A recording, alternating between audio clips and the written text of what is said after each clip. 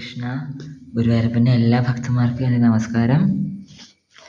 ഓം അജ്ഞാനതിമിരാന്ധസ്യ ജ്ഞാനാഞ്ജനശലാകയ ചക്ഷുരുന്മീലിതം യേന തസ്മൈ ശ്രീഗുരവേ നമഃ. ആജാനുലംബിതഭുജൗ കനകാവദാത്തൗ സങ്കീർത്തനൈകപിതരൗ കമലായതാക്ഷൗ വിശ്വംഭരൗ ദ്വിജവരൗ യുഗധർമ്മപാലൗ വന്ദേ ജഗത്പ്രിയകരൗ കരുണാവതാരൗ.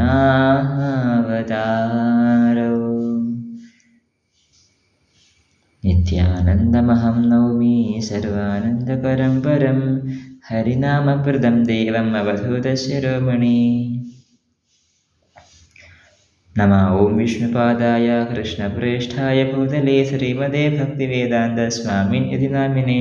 നമോ മഹാവദന്യായ കൃഷ്ണപ്രേമപ്രദായ കൃഷ്ണായ കൃഷ്ണചൈതന്യ നാമ്നേ ഗൗരത്വിഷേ നമഃ. ജയ ശ്രീകൃഷ്ണ ചൈതന്യ പ്രഭു നിത്യാനന്ദ ശ്രീ അദ്വൈത ഗദാധര ശ്രീവാസാദി ഗൗരഭക്തവൃന്ദ. എല്ലാ ഭക്തന്മാർക്കും എൻ്റെ വിനീതമായിട്ടുള്ള നമസ്കാരം. ഞാൻ എന്ത് പറയാൻ പോണോ അതിന് മുന്നായിട്ട് നിങ്ങളുടെ എല്ലാവരുടെയും പ്രാർത്ഥന ആഗ്രഹിക്കുന്നു. കാരണം ഈ ഭഗവാന്റെ കഥ പറയുക, ഭഗവാനെ കുറിച്ച് സംസാരിക്കുക എന്നുള്ളത് ഒരിക്കലും അനന്തശേഷനും പോലും പറ്റില്ല എന്നാണ് പറയണേ. അപ്പോൾ എന്നെപ്പോലത്തെ ഒരാളെക്കുറിച്ച് പറയേണ്ട ആവശ്യമില്ലല്ലോ. കാരണം ഭഗവാൻ എന്നുള്ളത് ഭക്തൻ്റെ പ്രോപ്പർട്ടിയാണ്. അപ്പോൾ ഭഗവാനെക്കുറിച്ച് എന്ത് പറയുകയാണെങ്കിലും ഭക്തന്മാരുടെ കൃപ അത്യാവശ്യമാണ്, പ്രത്യേകിച്ച് എന്നെപ്പോലത്തെ ഒരാൾക്ക്. അപ്പോൾ അതുകൊണ്ട് തന്നെ ഞാൻ നിങ്ങളുടെ എല്ലാവരുടെയും ചരണത്തിൽ നമസ്കരിക്കുകയാണ്. ദയവായി എനിക്ക് വേണ്ടി പ്രാർത്ഥിക്കണം. കാരണം എനിക്ക് ഒത്തിരി ദോഷങ്ങളുണ്ട്. അതിനടിക്ക് കൂടെ ഞാൻ ശ്രമിക്കുകയാണ്. കാരണം എന്നെക്കൊണ്ട് എത്ര കഴിയുന്നോ അത്രത്തോളം ശ്രമിക്കുക. അപ്പോൾ ഇത് കാണുന്ന എല്ലാ ഭക്തന്മാരും എനിക്ക് വേണ്ടി പ്രാർത്ഥിക്കണം. കാരണം ശരിയായിട്ടുള്ള വാക്കുകൾ ശരിയായിട്ടുള്ള രീതിയിൽ, ശരിയായ ടോണിൽ, ശരിയായിട്ടുള്ള ഉദ്ദേശം വെച്ചിട്ട് ശുദ്ധമായ മനസ്സോടുകൂടി ഭക്തന്മാരുടെയും ഭഗവാന്റെ സേവയ്ക്ക് വേണ്ടി എന്നെ ഉപയോഗിക്കണമെന്ന് ഞാൻ പ്രാർത്ഥിക്കണം ദയവായി. അപ്പോൾ തുടങ്ങാം. അപ്പോൾ നമുക്ക് ആദ്യം ഒരു ചെറിയ കീർത്തനം പാടാം. ഒരു മിനിറ്റ്. ഇന്നലെ രാധാഷ്ടമി ആയിരുന്നല്ലോ. അപ്പോൾ ഇന്നലെ എനിക്ക് ആഗ്രഹമുണ്ടെങ്കിൽ ഒന്നും ചെയ്യാൻ പറ്റിയില്ല.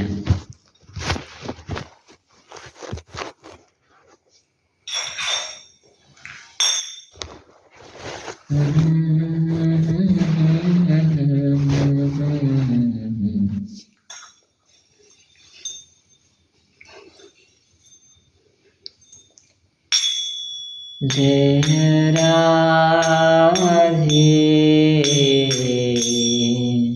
ജയ ജയ മാധവ ദൈതേ. ജയ രാധേ ജയ ജയ മാധവ ദൈതേ. ഗോകുലതരുണീ മണ്ഡല മാഹിതേ രാധേ ജയ മാധവ ദൈതേ. ഗോകുലതരുണീ മണ്ഡല മാഹിതേ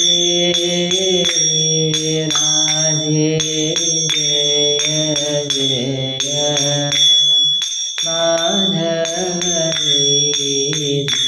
ജയ രാധേ ജയ ജയ മാധവ ദൈതേ. ദാമോദര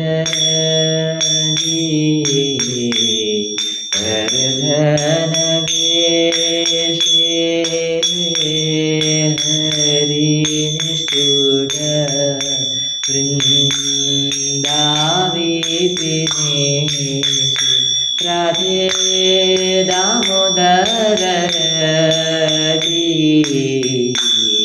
വർധനവേ ഹരി നിഷ്ഠുര വൃന്ദാവിപിനേ ജയ രാധേ ജയ ജയ മാധവേ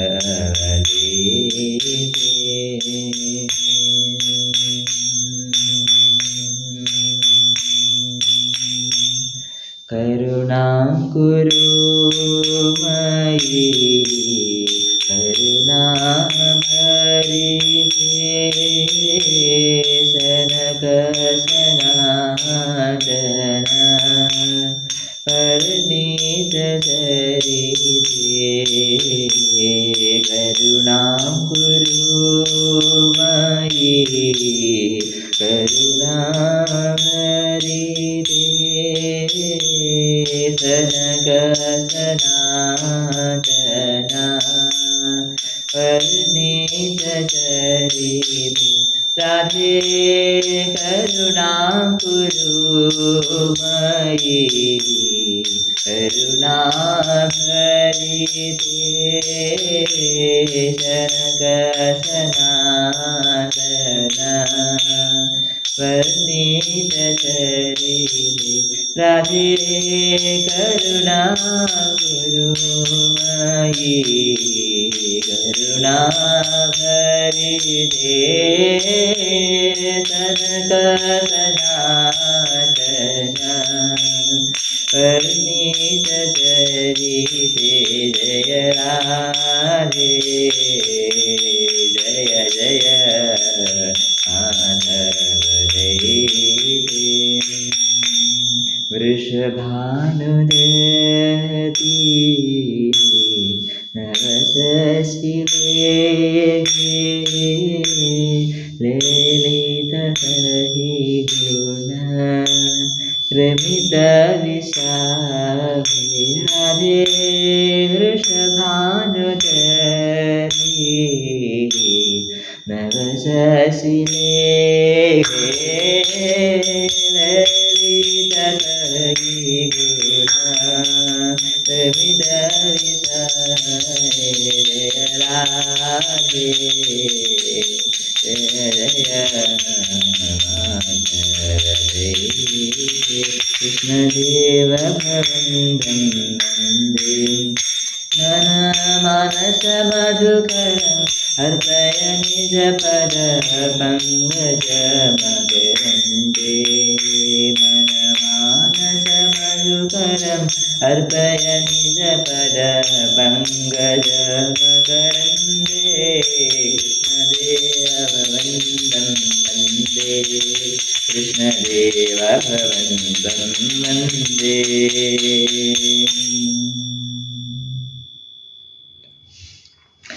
ഇത്ര മനോഹരമായിട്ടുള്ള ഭജനം നമ്മുടെ രൂപഗോസ്വാമി പാദ അദ്ദേഹമാണിത് എഴുതിയത്. സഭമാല എന്നുള്ള പുസ്തകത്തിലുണ്ട്. രാധേ ജയ ജയ മാധവ ദൈവേ ഗോകുല തരുണി മണ്ഡല മഹിതു അത് രാധാരാണിയുടെ കീർത്തനം. പിന്നെ കൃഷ്ണദേവ ഭവന്തം വന്ദി എന്നുള്ളത് ഭഗവാൻ കൃഷ്ണൻ കീർത്തനമാണ്. സമയക്കുറവ് കാരണം ഞാൻ ശരിക്കും പാടില്ല. ശരിക്കും അത് 3 പാരഗ്രാഫ് ഉണ്ട്. അപ്പോൾ ഞാൻ നിങ്ങളുടെ എല്ലാവരുടെയും ആശീർവാദം യാചിച്ചുകൊണ്ട് തുടങ്ങട്ടെ. ഞാനിപ്പോൾ ഇരിക്കുന്ന സ്ഥലം ഭഗവാൻ ആദിശങ്കരാചാര്യ ഭഗവാന്റെ വീടാണ്. ആ ഭിത്തി കണ്ടോ? അതിനപ്പുറത്താണ് അദ്ദേഹം അവതരിച്ച മുറി.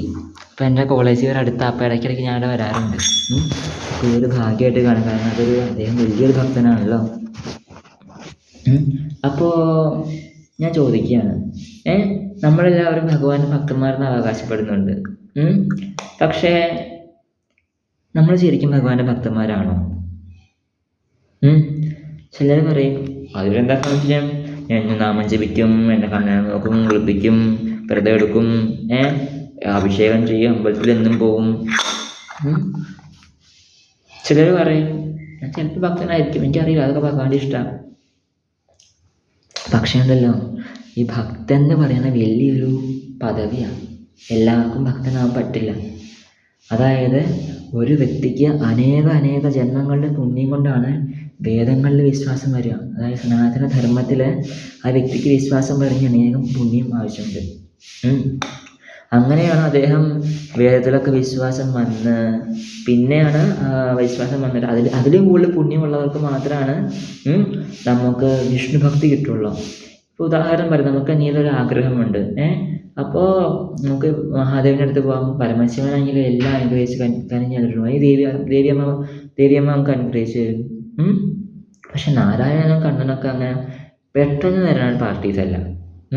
മഹാദേവൻ ചോദിക്കുക, മഹാദേവൻ നമ്മൾ വില്ലുവൃക്ഷം പത്രം കുറച്ച് സന്തോഷിപ്പിച്ചു.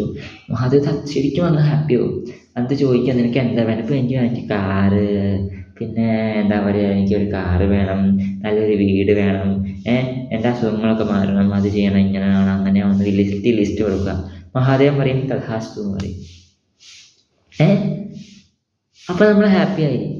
അപ്പം പിന്നെ മിക്ക ആൾക്കാർക്ക് പിന്നെ മഹാദേവനെ വേണ്ട, കഴിഞ്ഞു. മഹാദേവൻ്റെ അടുത്ത് പോയി എന്തെങ്കിലും കാണിച്ച് മഹാദേവൻ തന്നു, പിന്നെ ഡീല് ക്ലോസ് ആയി. ചിലർ നന്ദി ഉണ്ടാവും, മഹാദേവൻ തന്നല്ലോ, അപ്പോൾ എന്തെങ്കിലും ആഴ്ചയിൽ വന്ന് പരിപാടി കൊടുക്കുകയോ എന്താ കാരണം, അടുത്ത തവണ ആഗ്രഹം പറയുമ്പോൾ സാധിച്ചു തരണമല്ലോ അല്ലേ. അപ്പോൾ അങ്ങനെ ചെയ്യുന്നവരുണ്ട്. അല്ല, ശരിക്കുള്ള മഹാദേവന ഭക്തന്മാരുണ്ട്. അപ്പോൾ ഈ വിഷ്ണു ഭക്തി എന്നുള്ള അങ്ങനെയല്ല. ഇപ്പം നാരായണനോട് ചോദിക്കുക, കണ്ണ എനിക്ക് എന്തെങ്കിലും താടാ, എനിക്ക് കാശ് താടാ, എനിക്ക് നല്ല ഭാര്യനെ താടാ. അപ്പോൾ കൃഷ്ണൻ ചിന്തിക്കും, ഇവന് ഞാനിപ്പോൾ കാശ് കൊടുക്കാം, പക്ഷേ ഇവൻ ഈ കാശും കൊണ്ട് കള്ളു കുടിക്കുമോ? കാരണം ഭഗവാൻ എല്ലാം അറിയാം, ഭാവി അറിയാം. അപ്പോൾ അത് കാരണം കള്ളു കുടിക്കുന്ന ഭഗവാൻ തോന്നുവാണെങ്കിൽ ഭഗവാൻ എന്ത് ചെയ്യും? കാശ് കൊടുക്കില്ല. ഭഗവാൻ അങ്ങനെ. അപ്പോൾ എന്നുള്ളത് ആൾക്കാർ പറയും, ഓ അയ്യ ഈ ഇതിലും വേദന മഹാദേവനെ പൂജിക്കുന്നു, അദ്ദേഹം ടക്കുന്ന് തരും. അതുപോലെ അസുരന്മാർ വരെ ആരെ പൂജിക്കും? മഹാദേവനെ പൂജിക്കും. എത്ര അസുരന്മാരുണ്ട്. ഇപ്പോൾ എന്താ ഉദാഹരണം പറയാ, രാവണൻ, കുംഭകർണൻ, ഇവരൊക്കെ ഇതുപോലെ ഒത്തിരി അസുരന്മാർ മഹാദേവനും ബ്രഹ്മാവിനെയും പൂജിക്കും. പക്ഷേ വിഷ്ണു ഭഗവാനെ പൂജിക്കണ അസുരന്മാർ വളരെ കുറവാണ്. അതായത് ഈ ദേവന്മാർ അസുരന്മാർ എന്ന് പറയുന്നത് അച്ഛൻ്റെ മക്കൾ തന്നെയാണ്. അതായത് അപ്പോൾ നമ്മളിപ്പോൾ ഈ സീരിയൽ കാണുന്ന പോലെ മൊത്തം ഇവിടെയൊക്കെ ഇങ്ങനെ കരിന്തൊക്കെ അറിയാമോ, മൊത്തം കണ്ണൊക്കെ ഇങ്ങനെ വാവൂ എന്നൊക്കെ അങ്ങനെ ആക്കിയിട്ട് അതിൽ ഈ ജഡ്ഡിയല്ലേ എന്താണൊരു ചെറിയൊരു തുണിയിട്ട് കിടക്കണ പാർട്ടീസല്ല അസുരന്മാർ. അവരും അച്ഛൻ്റെ മക്കളല്ലേ. അപ്പോൾ ഒരേപോലെ ദേവന്മാർ അതേ കോസ്റ്റ്യൂമാണ് അസുരന്മാർക്ക്. വ്യത്യാസം ഇത്രയേ ഉള്ളൂ. ദേവന്മാർ ഈശ്വര വിശ്വാസികളാണ്. അവർക്ക് എന്തെങ്കിലും പ്രശ്നം വന്നാൽ അവർ ഓടും. കണ്ടിട്ടില്ലേ, ദേവന്മാരും ബ്രഹ്മാവിൻ്റെ അടുത്ത് പോയി പ്രശ്നം, ബ്രഹ്മാവ് പറയും എനിക്കറിയാം, അപ്പോൾ ശിവൻ്റെ അടുത്തേക്ക് പോകാം. അതെല്ലാം കൂടി ശിവൻ്റെ അടുത്ത് പോകും. അപ്പോൾ ശിവൻ പറയും നാരായണൻ്റെ അടുത്തേക്ക് പോകാം, അങ്ങനെ നാരായണൻ്റെ അടുത്തേക്ക് പോകും. അതാണ് ദേവന്മാരുടെ ഏറ്റവും വലിയ ഗുണം. അവരൊരിക്കലും ഇടയ്ക്കിടയ്ക്ക് അഹങ്കാരം വരുമെങ്കിലും അവർ ഭക്തന്മാർ, അവർക്ക് ഭഗവാനിൽ വിശ്വാസമുണ്ട്, അവർ നല്ല കാര്യം ചെയ്യുള്ളൂ. അസുരന്മാരങ്ങനെയല്ല, ഞാൻ എന്നെ കൊണ്ടെല്ലാം പറ്റും, ഞാൻ ആരാ മോൻ, ഇത് അസുരന്മാർ. എനിക്ക് ഭഗവാനും വേണ്ട, ഒന്നും വേണ്ട, എനിക്ക് അതാണ് അസുരന്മാർ. അവരച്ഛൻ്റെ മക്കളാണെങ്കിലും അവരുടെ മനോഗതിയിൽ വ്യത്യാസമുണ്ട്. അപ്പോൾ അങ്ങനെയാണ്. അപ്പോൾ വിഷ്ണു ഭഗവാന്റെ അടുത്തേക്ക് അപ്പോൾ അസുരന്മാരുടെ പ്രഹ്ലാദനുണ്ട്, വിഭീഷണനുണ്ട്, ഇങ്ങനെ വളരെ എണ്ണിയാവുന്ന അസുരന്മാർ മാത്രമേ വിഷ്ണു ഭക്തിയുള്ളൂ. കാരണം വിഷ്ണു ഭക്തി എന്നുള്ള അങ്ങനെ ഞാൻ പറഞ്ഞിട്ടുണ്ട് നേരത്തെ, പുലിപ്പാല് പോലെയാണ്. അതിങ്ങനെ ഒരു ഭക്തൻ്റെ സ്വത്താണ് ഈ ഭക്തി. ആ ഭക്തനായിട്ട് കൊടുക്കണം. പ്രഹ്ലാദൻ എങ്ങനെ ഭക്തനായത്? എങ്ങനെയാ? ഒരാളുണ്ട്, അദ്ദേഹം ഒരു വീണ പിടിച്ച് നടക്കും. അതെന്താ പറയും, നാരായണ നാരായണ. നാരദ മഹർഷി ഒപ്പിച്ച പണിയാ. പ്രഹ്ലാദൻ്റെ അമ്മ ഗർഭിണിയായിരിക്കുമ്പോൾ അദ്ദേഹം ഹിരണ്യകശിപു തപസ്സിക്ക് പോയേക്കുവാണ്. അപ്പോൾ എന്ന് വെച്ചാൽ ഉറുമ്പ് ഒരേ ശരീരം കളിച്ചെന്ന് പറയണം ഹിരണ്യകശിപുവിൻ്റെ.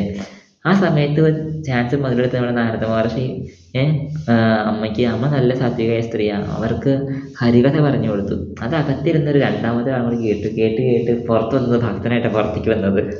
അങ്ങനെയാണ് പ്രഹ്ലാദൻ്റെ കഥ. വിഭീഷണനാണെങ്കിലും കാരണം രാവണനും കുംഭകർണനും വിഭീഷണനും തപസ് ചെയ്തു. രാവണൻ പറഞ്ഞു അജയ്യാവണം വിജയ്യാവണം, അത് ചോദിച്ചു. കുംഭകർണൻ പറഞ്ഞത് നിദ്രാവത്തം എന്നുള്ളത് അല്ല, നിർദേവത്വം എന്ന് പറയാൻ പോയതാ, നിദ്രാവത്തം എന്നായിപ്പോയി. പാവം.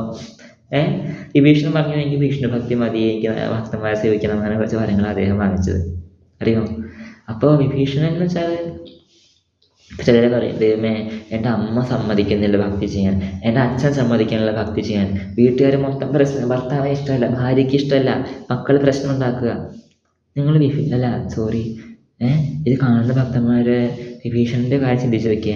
ഇവിടെ രാവണൻ, ഇവിടെ കുംഭകർണൻ, ഈ സൈഡിൽ ശൂർപ്പനഖ, അവിടെ ഖരൻ, അവിടെ ദൂഷണൻ, അങ്ങനെ മൊത്തം വില്ലന്മാരുടെ ഒരു ലങ്കയുടെ അകത്തുള്ള ഏകഭക്തൻ, അതാണ് വിഭീഷണൻ. പിന്നെ പറയാണ് കൃഷ്ണഭക്ത ഏയ് ബട ചതുർ, കൃഷ്ണൻ്റെ ഭക്തന്മാർ ഭയങ്കര ബുദ്ധിമാന്മാരാണെന്നാണ് പറയണേ. ഇത് നമ്മുടെ വാൽമീകി രാമായണത്തിൽ ഈ കഥയില്ല, ഞാനൊരു കഥ പറയാം.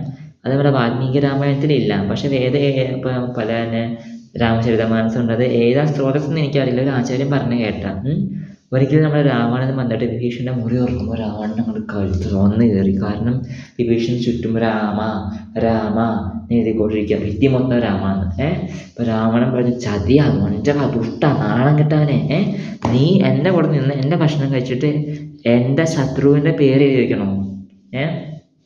വിഭീഷണന് മനസ്സിലായി പോനെ കളി കയ്യിൽ നിന്ന് പോറായി. വിഭീഷണൻ എന്താ പറഞ്ഞെന്നറിയോ? ചേട്ടൻ എന്താ പറഞ്ഞേ? ഈ രാമ എന്ന വാക്കിലെ രാ എന്ന് വെച്ചാൽ എന്താണെന്നറിയോ? രാമനല്ല, രാ ഫോർ രാവണൻ, മാ ഫോർ മണ്ഡോദരി. ഈ രാവണ മണ്ഡോദരി എന്ന സമയം ഒത്തിരി എടുക്കുമല്ലോ, അതിന് കുറേ മഷിയും ശക്തിയൊക്കെ പോകും. അത് ഷോർട്ട് ഫോം ആക്കി രാമാന്ന് എഴുതിയതാ. അത് കഴിഞ്ഞ രാമൻ അങ്ങ് താത്തു. വാവ്, തിരിച്ചു വേണ്ടായിരുന്നു, സോറിടാ സോറി. അത് കഴിഞ്ഞിട്ട് പറയാണ്, ഇവിടെയുള്ള ഈ കൊട്ടാരത്തിൽ മൊത്തം ഇന്ന മുറിയിലൊക്കെ രാമ രാമാന്ന് എഴുതാൻ, അതായത് പറഞ്ഞാൽ നഗരത്തിൽ മൊത്തം രാമാന്ന് എഴുതാൻ പറഞ്ഞു എന്നാ കഥ പറയണേ. അത് എവിടുത്തെ ഒന്നും എനിക്കറിയില്ല, പക്ഷെ കൃഷ്ണഭക്തന്മാർ ഭയങ്കര ബുദ്ധിമാന്മാർ. അവർക്ക് വേണ്ട റിസോഴ്സസൊക്കെ ഭഗവാൻ അപ്പം തന്നെ സപ്പോർട്ട് ചെയ്തുകൊണ്ടിരിക്കും. അപ്പം അങ്ങനെ ഇരിക്കുക. അപ്പം ഞാൻ പറഞ്ഞ ഭക്തി എന്നുള്ളത് ഒത്തിരി ജന്മങ്ങൾക്ക് ശേഷമാണ് ഒരു വ്യക്തിക്ക് സനാതന ധർമ്മത്തിൽ വിശ്വാസം ഉണ്ടാവുക. അത് അങ്ങനെ തന്നെ അതിൽ തന്നെ നമുക്ക് ഒത്തിരി ദേവതന്മാരുണ്ട്, ഗണപതിയുണ്ട്, ദേവിയുണ്ട്, മഹാദേവനുണ്ട്. അവരുടെയൊക്കെ ഉപവാസിച്ച ഫലം വേഗം കിട്ടും. അപ്പോൾ മിക്ക ആൾക്കാരും അങ്ങനെ വേണം. വിഷ്ണു ഭക്തി എന്ന് വെച്ചാൽ എളുപ്പമുള്ള കാര്യം, അതിൻ്റെ മുകളിലായിരിക്കണം വിഷ്ണു ഭക്തി. അത് നിസ്സാരമായിട്ട് കിട്ടൂല, അത് ഭയങ്കര ദുർലഭമെന്നത്, റയറാന്നാണ് പറയുന്നത് വിഷ്ണു ഭക്തി. അങ്ങനെ വിഷ്ണു ഭക്തി ചെയ്ത് ജന്മങ്ങൾ എടുത്ത് നാരായണ വെങ്കടേശ സങ്കടഹരണ വെങ്കടരമണ ഗോവിന്ദ ഗോവിന്ദ അത് പറഞ്ഞ് ജന്മങ്ങൾ എടുത്ത് അവസാനമാണ് മനസ്സിലാവണേ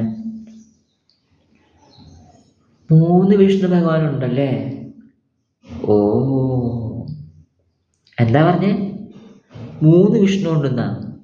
അതെ, സത്യമായിട്ടും 3 വിഷ്ണു ഭഗവാന്മാരുണ്ട്. ഇത് ഞാൻ പറഞ്ഞതല്ല, ആചാര്യന്മാർ പറയാൻ ശാസ്ത്രത്തിൽ കൊടുത്തിട്ടുണ്ട്. ഒരു വിഷ്ണു ഭഗവാൻ ഗർഭോദകസായി വിഷ്ണു, രണ്ടാമത്തെ വിഷ്ണു ഭഗവാൻ ക്ഷീരോദകസായി വിഷ്ണു, മൂന്നാമത്തെ വിഷ്ണു ഭഗവാൻ കാരണോദകസായി വിഷ്ണു. അതൊരു വലിയ സയൻസാണ്. പൊതുവേ നമുക്ക് ഈ സയൻസ് പഠിപ്പിക്കാൻ ആരുമില്ല. അത് കാരണം പറയുമ്പോൾ നമുക്ക് തോന്നിയത് കൊള്ളോ, സത്യമാണോ? 3 വിഷ്ണുവൊക്കെ ഉണ്ടോ? ഒരു വിഷ്ണുവല്ലേ ഉള്ളോ? അങ്ങനെയല്ല. കാരണം ഇപ്പം നമുക്ക് സൂര്യനെക്കുറിച്ച് അറിയണം. ഇപ്പം നമ്മളൊരു ഗ്രാമീണനോട് ചോദിക്കുക, അല്ലയോ കർഷക, സൂര്യൻ എന്ന് വെച്ചാൽ എന്താ? അദ്ദേഹം പറയുന്നത് ആ മുകളിലൊരു പ്ലേറ്റ് ഉണ്ട്, ആ പ്ലേറ്റ് കത്തണമുണ്ട്. വേറൊരാൾ പറയും അതൊരു പ്ലേറ്റ് അല്ല, ഒരു കോഴിമുട്ട പോലത്തെ ഒരു ഉണ്ടയാണ്, ഇത്തരം കുഞ്ഞുണ്ട്, അത് കത്തണമുണ്ടെന്ന് പറയും. പക്ഷേ സൂര്യനെക്കുറിച്ച് അറിയണമെങ്കിൽ ആധികാരികമായി ആരോടാ ചോദിക്കേണ്ടേ? ശാസ്ത്രജ്ഞനോട് അല്ലേ? അതുപോലെ തന്നെ ഈ ഭഗവത് ശാസ്ത്രം ഒരു ശാസ്ത്രമാണ്. ആ ഭഗവത് ശാസ്ത്രത്തെക്കുറിച്ച് അറിയണമെങ്കിൽ ഇതിനെക്കുറിച്ച് ഒന്നും അറിയാത്ത ആൾക്കാരോട് ചോദിച്ചാൽ അവർ പറയും ദൈവമൊന്നുമില്ല, ഒന്നുമില്ല. കാരണം അവരുടെ ബുദ്ധി അത്രേ ഉള്ളൂ. പക്ഷേ ഈ ശാസ്ത്രത്തെക്കുറിച്ച് അറിയണമെങ്കിൽ ഈ ശാസ്ത്രത്തെ അറിയാവുന്ന ആചാര്യന്മാരുണ്ട്, ഗുരുക്കന്മാരുണ്ട്. അവരോട് ചോദിക്കുമ്പോഴാണ് നമുക്ക് മനസ്സിലായത് നമ്മൾ ആരാ? ഭഗവാനെക്കുറിച്ച് അറിയാൻ നമുക്ക് എന്ത് യോഗ്യത ഉള്ളത്? ഇപ്പം നമുക്ക് ശരിക്കും പറഞ്ഞാൽ ഒരു ഭഗവാന്റെ ഭക്തനെ തിരിച്ചറിയാനുള്ള യോഗ്യത നമ്മൾ നോക്കുന്നത് എന്താ? ഭഗവാന്റെ ഭക്തൻ എന്ന് പറയുമ്പോൾ സൗന്ദര്യം ഉണ്ടായിരിക്കും, അല്ലെങ്കിൽ അത്യാവശ്യം ഒരു കാണാൻ ഒരു ലുക്ക് ഉണ്ടായിരിക്കും, അതിന് തേജസ്സായിരിക്കും, സുന്ദരനായിരിക്കും, സുന്ദരിയായിരിക്കും, നല്ല ഭംഗിയുടെ മുടിയൊക്കെ ചീവിച്ചിട്ടുണ്ടാവും, നല്ല വസ്ത്രം അണിഞ്ഞിട്ടുണ്ടാവും, നെറ്റിയിൽ ചില കുരയും കഴിഞ്ഞ തുളസിമാലൊക്കെ ഉണ്ട്. നമ്മളിങ്ങനെ നോക്കുന്നത് എക്സ്റ്റേണലായിട്ട്, അല്ലെങ്കിൽ പ്രത്യേകിച്ച് ഞാനായി നോക്കാം, ഒരു എക്സ്റ്റേണൽ അപ്പിയറൻസ് നോക്കും. പിന്നെ നല്ല ഭംഗിയിൽ ഞാൻ സംസാരിക്കും, അങ്ങനെയുണ്ട്, സുഖാണോ അത് ഹരേ കൃഷ്ണ എന്ന് പറയും. അങ്ങനെയുള്ളതാണ് ഭക്തന്മാർ. എന്നാൽ പിന്നെ ആർക്കും ഇങ്ങനെ ഭക്തന്മാരായിക്കൂടെ? ഒരു നിരീശ്വരവാദി മുസ്ലിങ്ങൾ വരെ വേണമെങ്കിൽ, അല്ല ആരെ കുറ്റം പറയല്ല, ആർക്ക് വേണമെങ്കിലും ഏത് വിശ്വാസത്തിൽപ്പെട്ടവർക്കും ഇതുപോലെ കുടിച്ച് കുട്ടപ്പനായി കുറച്ച് തിലകൊക്കെ തൊട്ട് ഹരേകൃഷ്ണ പറഞ്ഞ ഭക്തനാകുമോ? ഇല്ല. കാരണം അതായത് ഭക്തന്മാരെന്ന് വെച്ചാൽ പലതരം ശരീരത്തെ ഇപ്പോൾ കാണുമ്പോൾ ഒരു ലുക്കും ഉണ്ടാവില്ല, പക്ഷേ അകത്തുള്ള ഭക്തി ഭഗവാന് മതി. അതാ ഭക്തന്മാരുടെ മഹത്വം എന്ന് പറയുന്നത്. നമുക്കൊരിക്കലും ഒരു ഭക്തനെ കണ്ടുകൊണ്ട് തിരിച്ചറിയാൻ പറ്റില്ല. അവർ പല സ്ഥലങ്ങളിൽ ജോലി ചെയ്യുമായിരിക്കും, നമുക്കൊരിക്കലും അറിയാൻ പറ്റില്ല. അപ്പോൾ അവർ നോക്കുമ്പോൾ ഇടയ്ക്ക് ചിലപ്പോൾ ഹോട്ടലിൽ നിന്ന് കഴിച്ചു വന്നിരിക്കും, അതുപോലെ തന്നെ ചുമ്മാ തമാശ പറഞ്ഞുകൊണ്ടിരിക്കും ഭഗവാൻ. അപ്പം ഇതൊക്കെയാണ് ഭക്തൻ. അയ്യേ, ഇയാളെന്താ ഇങ്ങനെ കാണിക്കണേ? ഞാൻ ഇതിൽ കൂടെ പ്രതീക്ഷിച്ചു. നമുക്ക് പ്രതീക്ഷിക്കാനെങ്കിലും വകുപ്പുണ്ടോ? നമ്മൾ സ്വയം ഒരു ഭക്തനാണ്, പിന്നെ നമ്മൾ എന്തിനാ മറ്റുള്ളവരെ ജഡ്ജ് ചെയ്യാൻ പോണേ? ഈ ചോദ്യം എന്നോട് തന്നെ പിന്നെ കേൾക്കുന്നവർക്ക് വേണ്ടിയുള്ള മുന്നറിയിപ്പോ വെല്ലുവിളിയൊന്നുമല്ല, ഒരു ചോദ്യം മാത്രം. അപ്പോൾ വിഷ്ണുഭക്തി എന്നുള്ള വലിയ വലിയ കാര്യമാണ്. അങ്ങനെ വിഷ്ണുഭക്തി ചെയ്ത് കുറേ കഴിയുമ്പോൾ കൃഷ്ണനെ മനസ്സിലാവുന്നുണ്ട്, ഉണ്ണിക്കണ്ണനെ. കാരണം ഉണ്ണിക്കണ്ണനെ മനസ്സിലാക്കാൻ നല്ല പാടാണ്. കാരണം വിഷ്ണുഭഗവാൻ എന്താ പറയുക, രമാകണ്ഠഭാരം ശ്രുതിവ്യാതസാരം എന്ന് പറഞ്ഞിട്ട് ആ ഒരു ഈശ്വരൻ്റെ ഫിഗറാണ്. ചുറ്റും കടലിങ്ങനെ ഭൂം ഭൂം ഭൂം തിരമാല പിടിക്കുന്നു. അനന്തൻ്റെ മേത്ത് കൊണ്ട വെള്ളം ഇങ്ങനെ ചിരിച്ചു തരും. അനന്തൻ ഇങ്ങനെ മേളിൽ കുട പോലെ നിൽക്കുകയാണ്, 5 തലയായിട്ട് തലയായിട്ട് ഇങ്ങനെ നിൽക്കുകയാണ്. അതിൻ്റെ മുകളിൽ ഇങ്ങനെ കീറി കനക കൊണ്ടെല്ലാം അണിഞ്ഞ സദാഭരണ വിഭൂഷിതനായി പള്ളി കൊള്ളുന്ന മഹാവിഷ്ണു അന്തച്ചായി അവർ ഈ ഈശ്വരൻ്റെ ഫിഗറുണ്ട്. പക്ഷേ കൃഷ്ണൻ എന്ന് പറഞ്ഞാൽ നോണ പറയും, വെണ്ണ കക്കും, രാസലീലയാടും, ആൾക്കാരെ പറ്റിക്കും. അപ്പോൾ പറയും ദൈവം ഇങ്ങനെയൊക്കെ ചെയ്യുമോ? അത് ഭയങ്കര വലിയൊരു കോൺസെപ്റ്റാണ്, നമുക്ക് മനസ്സിലാവില്ല. പക്ഷേ അത് കൃഷ്ണനെ മനസ്സിലാക്കാൻ തന്നത് കൃഷ്ണൻ വിചാരിക്കണം, ഭഗവാൻ വിചാരിക്കാതെ. ഇപ്പം ഞാൻ ചോദിക്കുക, ഇപ്പോൾ എനിക്കൊരാളെ മനസ്സിലാക്കണമെങ്കിൽ ചോദിക്കുക, ചേട്ടൻ്റെ പേരെങ്ങനെ? ആ ചേട്ടനോട് തന്നെ ചോദിക്കുക. ആ ചേട്ടൻ പറഞ്ഞാൽ മാത്രമേ എനിക്ക് മനസ്സിലാവുള്ളൂ, അല്ലേ? അല്ലെങ്കിൽ ആ ചേട്ടനെ അറിയാവുന്ന ആരോടെങ്കിലും ചോദിക്കണം. അതുപോലെ തന്നെ ഭഗവാൻ വിചാരിക്കണം നമ്മൾ ഭഗവാനെക്കുറിച്ച് അറിയണമെങ്കിൽ, അല്ലെങ്കിൽ ഭഗവാന്റെ ഭക്തന്മാർ കൃപ ചെയ്യണം, അപ്പം നമുക്ക് ഭഗവാനെക്കുറിച്ച് അറിയാൻ പറ്റും. അങ്ങനെ വേദങ്ങളിൽ വിശ്വാസം, അതിൻ്റെ മുകളിൽ വിഷ്ണുഭക്തി, അതിൻ്റെ മുകളിൽ കൃഷ്ണഭക്തി. അങ്ങനെ ഗുരുവായൂരപ്പനെ ഭജിച്ച് എന്തോരം പേരുണ്ട്. ആർക്ക് എല്ലാവർക്കും നമസ്കാരം. ഗുരുവായൂരപ്പനെ ഭജിച്ച് ഭജിച്ച് ഭജിച്ച് ഭജിച്ച് ഒത്തിരി ഭജിക്കുമ്പോൾ മനസ്സിലാവുന്നത് രാധാറാണി. കാരണം കേരളത്തിൽ ആർക്കും രാധേനെ അറിയില്ല. നമ്മൾ വിചാരിക്കും ഒരു കുട്ടി, കൃഷ്ണൻ്റെ ഗേൾ ഫ്രണ്ട് അല്ലെങ്കിൽ കളിക്കൂട്ടുകാരി, പ്രണയിനി, അല്ലെങ്കിൽ എന്താ പറയുക, കൃത്യമായിട്ട് അറിയില്ല. ഗുരുവായൂരപ്പന് കൊടുക്കണ ഞാൻ ചോദിക്കുക, ഗുരുവായൂരപ്പന് കൊടുക്കണ പകുതിയുടെ പകുതി വിലയെങ്കിലും നമ്മുടെ കേരളത്തിൽ ഗുരുവായൂരപ്പൻ്റെ ഭക്തർ എന്ന് പറയുന്നവർ, സ്വയം അവകാശപ്പെടുന്നവർ രാധയ്ക്ക് കൊടുക്കാറുണ്ടോ? അങ്ങനെ കൊടുക്കുന്നവരുണ്ട്, ഇല്ല എന്നല്ല, പക്ഷെ പൊതുവെ കൊടുക്കാറുണ്ടോ? കാരണം അവർക്ക് അറിയില്ല രാധ ആരാന്ന്. അതായത് ജയദേവ കവിയുടെ കഥ അറിയാലോ. അപ്പോൾ ആദ്യം പറയാം. ഒരിക്കലും നമ്മുടെ ജയദേവ ഗോസ്വാമി, അദ്ദേഹം പുരി ജഗന്നാഥ ക്ഷേത്രത്തിൽ കൃഷ്ണൻ്റെ വലിയൊരു ഭക്തനാണ്. അദ്ദേഹം ഇങ്ങനെ ഒരു ദിവസം ഒരു മരത്തിൻ്റെ ചുവട്ടിൽ, അടുത്ത ദിവസം അടുത്ത മരത്തിൻ്റെ ചുവട്ടിൽ, അങ്ങനെയാണ് അദ്ദേഹം ജീവിക്കണേ. അപ്പം അവിടെ വേറൊരു ഭക്തനുണ്ട്, അദ്ദേഹത്തിൻ്റെ പേര് മറന്നുപോയി. അദ്ദേഹത്തിന് ഒരു മകളുണ്ടായപ്പോൾ അദ്ദേഹം നേർന്നു, എൻ്റെ ഈ കുട്ടി നിനക്കുള്ളതാ ജഗന്നാഥ, അമ്പലത്തിൽ ഇവിടെ ദേവദാസിയിൽ സമർപ്പിക്കാൻ പോവുകയെന്ന് പറഞ്ഞു. അപ്പോൾ അവിടെ വന്നപ്പോൾ ജഗന്നാഥൻ പറഞ്ഞു, സ്വപ്നത്തിൽ വന്നിട്ട് പറഞ്ഞു തോന്നുന്നു, ഇന്ന സ്ഥലത്ത് ജയദേവൻ എന്നൊരു മഹാത്മാവുണ്ട്, അദ്ദേഹത്തെ സമർപ്പിച്ചാൽ മതി എന്ന് പറഞ്ഞു. അപ്പോൾ ഈ ബ്രാഹ്മണൻ തൻ്റെ മകളുമായിട്ട് ജയദേവ ഗോസ്വാമി അടുത്ത് വരിക. ജയദേവ ഗോസ്വാമി നോക്കുമ്പോൾ എന്ത് ദേഹം എന്ന് പറയുക, എൻ്റെ മകളെ തരാൻ വേണ്ടി ജഗന്നാഥൻ പറഞ്ഞു. അപ്പോൾ ജയദേവ ഗോസ്വാമി പറഞ്ഞു, അല്ലയോ ബ്രാഹ്മണ ശ്രേഷ്ഠ, എന്താ പറ്റിയത്? എന്നെ നോക്കിയേ, ഞാൻ ജോലിക്ക് പോകുന്നില്ല, ധനസമ്പാദനം ചെയ്യുന്നില്ല, ഓരോ ദിവസം ഓരോ മരത്തിൻ്റെ ചുവട്ടിലാണ് ഞാൻ കഴിയുന്നത്. അപ്പം അങ്ങനെ ഇരിക്കുമ്പോൾ അവിടുന്ന് വന്നിട്ട് ഇവളെ ഞാൻ എങ്ങനെ പോറ്റും? ഒരു വീട് പോലും ഇല്ല, വസ്ത്രം എന്നുള്ളതാകും 1 2 എണ്ണമുണ്ട്, പിന്നെ ആകെയുള്ള ധനങ്ങളുള്ളത് ഈ എഴുത്തോലയാണ്. എന്തെന്ന് വെച്ചാണ് ഞാൻ ഭഗവാനാണ് കൃതികൾ എഴുതുന്നത്. അപ്പോൾ അങ്ങനത്തെ ഉള്ള എനിക്ക് എന്തിനാണ് ഇവൾ തരണേ? അപ്പം രാമൻ പറഞ്ഞു, അതൊന്നും എനിക്കറിയില്ല, അതാ ഇവൾ നിങ്ങൾക്ക് തന്നു എന്ന് പറഞ്ഞു ഒറ്റപ്പോ പോയി. അപ്പോൾ ജയദേവ ഗോസ്വാമി ഈ പത്മാവതിയോട് പോകാൻ പറഞ്ഞു. ഈ പൊക്കോ, അച്ഛൻ അങ്ങനെ പലതും പറയും. പക്ഷെ പത്മാവതി പോയില്ല. അന്ന് അവസാനം വിചാരിച്ചു ഒരുപക്ഷെ ഭഗവാന്റെ ഇഷ്ടം ഇതായിരിക്കും, അല്ലേ? ഇപ്പം ഭഗവാൻ ആഗ്രഹിക്കുകയാണ് അർജുനനും സുഭദ്രയും കല്യാണം കഴിക്കണം. അത് ഭഗവാന്റെ ആഗ്രഹമാണ്. ഭഗവാൻ ആഗ്രഹിച്ചാൽ അത് നടക്കും, അതിലൊരു സംശയം വേണ്ട. അതായത് അർജുനനെ വേഷം കിട്ടിച്ച് അങ്ങോട്ട് തള്ളി വിട്ടു. അവന് സുഭദ്രനെ അർജുനനെ സേവിക്കാൻ ഏർപ്പെടുത്തി. അത് എന്ത് പ്ലാൻ പറഞ്ഞു കൊടുത്തു, തട്ടിക്കൊണ്ട് പൊക്കോടാ. അതിന് അർജുനൻ ഏർപ്പാടായി കൊടുത്തു. അതേ സുഭദ്ര അവനെ തട്ടിക്കൊണ്ട് പോയിട്ട് ബലരാമൻ നമ്മൾ ചുവന്ന് കയറി.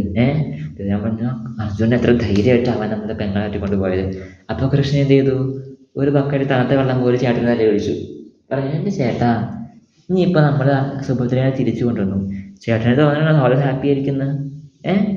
ഇനി അപ്പോൾ അർജുനൻ തട്ടിക്കൊണ്ട് പോയ സുഭദ്രനെ കല്യാണം കഴിക്കാൻ ചേട്ടൻ പറയാൻ ദുര്യോധനൻ തയ്യാറാവുമോ അങ്ങനെ ചോദിച്ച് പിന്നെ പറയും, അത് അർജുനൻ എന്തോ ഒരു കുഴപ്പം, നല്ല സ്റ്റൈലുണ്ട്, ലുക്കുണ്ട്, സുന്ദരനാണ്, സുമുഖനാണ്, സുശീലനാണ്, ശാന്തനാണ്, നല്ല കഴിവുണ്ട്, നല്ല സ്വഭാവമുണ്ട്, വിനമ്രതയുണ്ട്. ഇത്രയും ഉള്ള ഒരാളെ എവിടെ കിട്ടുക? ഇത് രാമസ്വാമി ചിന്തിച്ചു, ശരിയാണല്ലോ കണ്ണാ നീ പറഞ്ഞത്, അതാണ്. അതുപോലെ ഭഗവാൻ ഒരാളെ രക്ഷിക്കാന്ന് വെച്ചാൽ അവനെ കൊല്ലാൻ ആർക്കും പറ്റില്ല. ഉദാഹരണം പ്രഹ്ലാദൻ.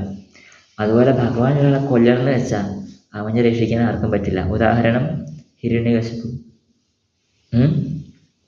അതാണ് ഭഗവാന്റെ മഹത്വം. അപ്പോൾ അങ്ങനെയാണ് നമ്മൾ അപ്പോൾ ഞാൻ ജയദേവ ഗോസ്വാമിയുടെ കവി പറഞ്ഞത്. അപ്പോൾ ജയദേവ ഗോസ്വാമി അങ്ങനെ പത്മാവതി ഒരു ചെറിയൊരു കുടിലും വേണ്ട അവിടെ താമസിക്കുക.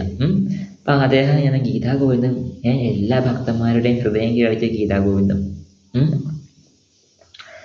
ആ ഗ്രന്ഥം ഇങ്ങനെ എഴുതിക്കൊണ്ടിരിക്കുക. ധീരസമീരേ യമുനാ തീരെ വസതി വനേ വനമാലി വസതി വനേ വനമാലി വസതി വനേ വനമാലി എഴുതിക്കൊണ്ടിരിക്കുക. പത്മാവതി ദേവി അതിലിങ്ങനെ ലയിച്ച് നിർത്താടും, ധാം ധൈം ധോം. അപ്പോൾ അത് കണ്ട് ജയദേവ ഗോസ്വാമിക്ക് കൂടുതൽ ഇൻസ്പിറേഷൻ കിട്ടും. അദ്ദേഹം വീണ്ടും എഴുതിക്കൊണ്ടിരിക്കും. ഗോപീപീന പയോധര മർദന ചഞ്ചല കരയുഗശാലി ചഞ്ചല കരയുഗശാലി ചഞ്ചല കരയുഗശാലി. കഴിഞ്ഞിട്ട് നോക്കും, നാമസമേതം കൃതസങ്കേതം വാദയതേ മൃദുവേണും ഹരിനനും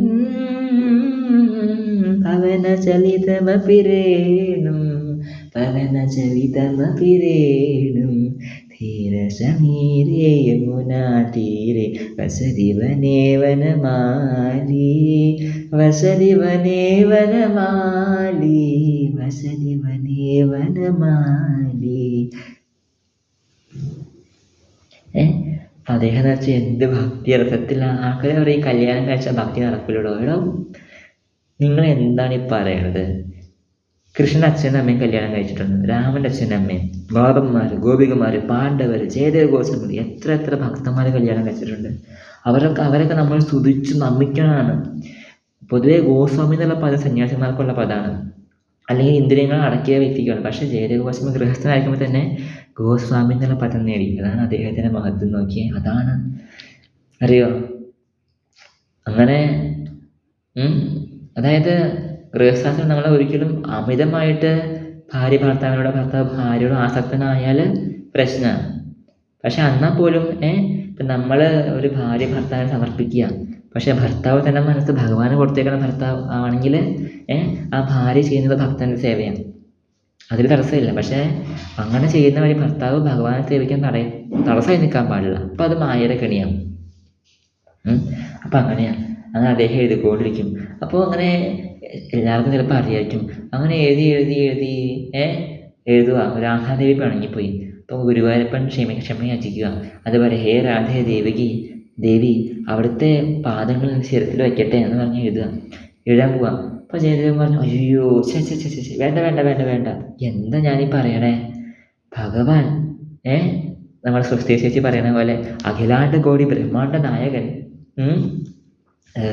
രാധാദേവിയുടെ അത് വേണ്ട, അങ്ങനെ ചെയ്യണ്ട, തെറ്റാ. എന്താ ഒരു കാര്യം ചെയ്യാം, കുളിക്കാൻ പോവാം എന്ന് പറഞ്ഞ് കുളി കഴിഞ്ഞിട്ട് ഭഗവാന്റെ മനസ്സിൽ തരണം അതുപോലെ എഴുതാം. അങ്ങനെ ജയദേവ ഗോസ്വാമി കുളിക്കാൻ പോയി. പത്മാവതി ഞാൻ സ്നാനത്തിന് പോവാട്ടോ എന്ന് പറഞ്ഞ് പോയി. പത്മാവതി പറഞ്ഞു ഓക്കെ. അത് കഴിഞ്ഞിട്ട് പത്മാവതി പറയുമ്പോൾ ജയദേവ ഗോസ്വാമി തിരിച്ചു വന്നു. പറഞ്ഞു ഇത്ര വളർന്ന് കുളി കഴിഞ്ഞോ? പിന്നെ കഴുത്തിലൊരു മാലയുണ്ട്, ഈ മാല എവിടെ നിന്ന് കിട്ടി? അതൊക്കെ ഉണ്ടെന്നേ. എന്നിട്ട് പറ നീ ആദ്യം ഭക്ഷണം എടുക്കുമെന്ന് പറഞ്ഞു. ഇതെന്ത് പറ്റി, ഇത്രയ്ക്ക് വിശപ്പോ? പൊതുവെ ഇങ്ങനെയല്ലല്ലോ, എന്തോ മുഖത്തിൻ്റെ പ്രത്യേകതയുണ്ട്. പത്മാവതി കണ്ട ഭക്ഷണം വിളമ്പി. അത് ജയദേവ് ഗോസ്വാമി കഴിച്ചു. അത് കഴിഞ്ഞിട്ട് ഏമ്പക്കം വിട്ട് തൃപ്തിയായി. അത് കഴിഞ്ഞിട്ട് പൊതുവെ അന്നത്തെ കാലത്ത് പതിവ്രതയായിട്ടുള്ള സ്ത്രീകൾ ഭർത്താവ് കഴിച്ചതിന് ശേഷം അതേ പാത്രത്തിൽ ഭക്ഷണം കഴിക്കും. അത് ജയദേവ് ഗോസ്വാമി പറഞ്ഞു, ഞാൻ ബാക്കി കാവ്യം എഴുതാൻ പോകാമെന്ന് പറഞ്ഞ് അങ്ങോട്ട് പോയി. അങ്ങനെ പത്മാവതിയിലേക്ക് ഭക്ഷണം കഴിക്കുമ്പോൾ വാതിൽ തുറന്ന് ജയദേവ് ഗോസ്വാമി പറഞ്ഞു. പത്മാവതി പറഞ്ഞു, ഇതെന്തുവാ ഇപ്പം പോയാളെങ്ങനെ മതിൽ ചാടിയ? അപ്പം ഈ പുറത്തുനിന്ന് വന്ന ജയദേവ് ഗോസ്വാമി പറയണു, ഇവൾക്കിത് എന്ത് പറ്റി? പത്മാവതി ഇങ്ങനെ അല്ലല്ലോ, പൊതുവേ ഞാൻ ഭക്ഷണം കഴിച്ചിട്ടല്ല ഇവർ ഭക്ഷണം കഴിക്കുക. ഇവർക്ക് എന്താ എന്ത് ചോദിക്കുക? പത്മാവതി നിനക്ക് നീ ദേഷ്യമുണ്ട്, എന്നോട് പിണങ്ങു, എന്താ പറ്റിയേ? പൊതുവേ ഞാൻ ഭക്ഷണം കഴിച്ചിട്ടില്ല നീ ഭക്ഷണം കഴിക്കാറ്, ഇന്നെന്താ നേരത്തെ കഴിച്ചേ? പത്മാവതി ദേവി പറഞ്ഞു, അല്ല അവിടെ നിന്നല്ലേ ഇപ്പം വന്ന് ഭക്ഷണം കഴിച്ചിട്ട് പോയത്, അങ്ങോട്ട് പോയത്. അപ്പം ജയദേവൻ പറഞ്ഞു, ഞാനോ? പറഞ്ഞു, അതെ ഇപ്പം അവിടെ ഇരുന്ന് ഇത് എഴുതിക്കൊണ്ടിരിക്കുക. ഞാൻ അവിടെ നിന്ന് എഴുതുവാന്നോ? ഒന്നും കാണുന്നില്ല. ജയദേവ ഗോസ്വാമി അവിടെ പോകുമ്പോൾ അവിടെ ആരും കാണുന്നില്ല. അപ്പം അവിടെ ഒരു മാലയുണ്ട്.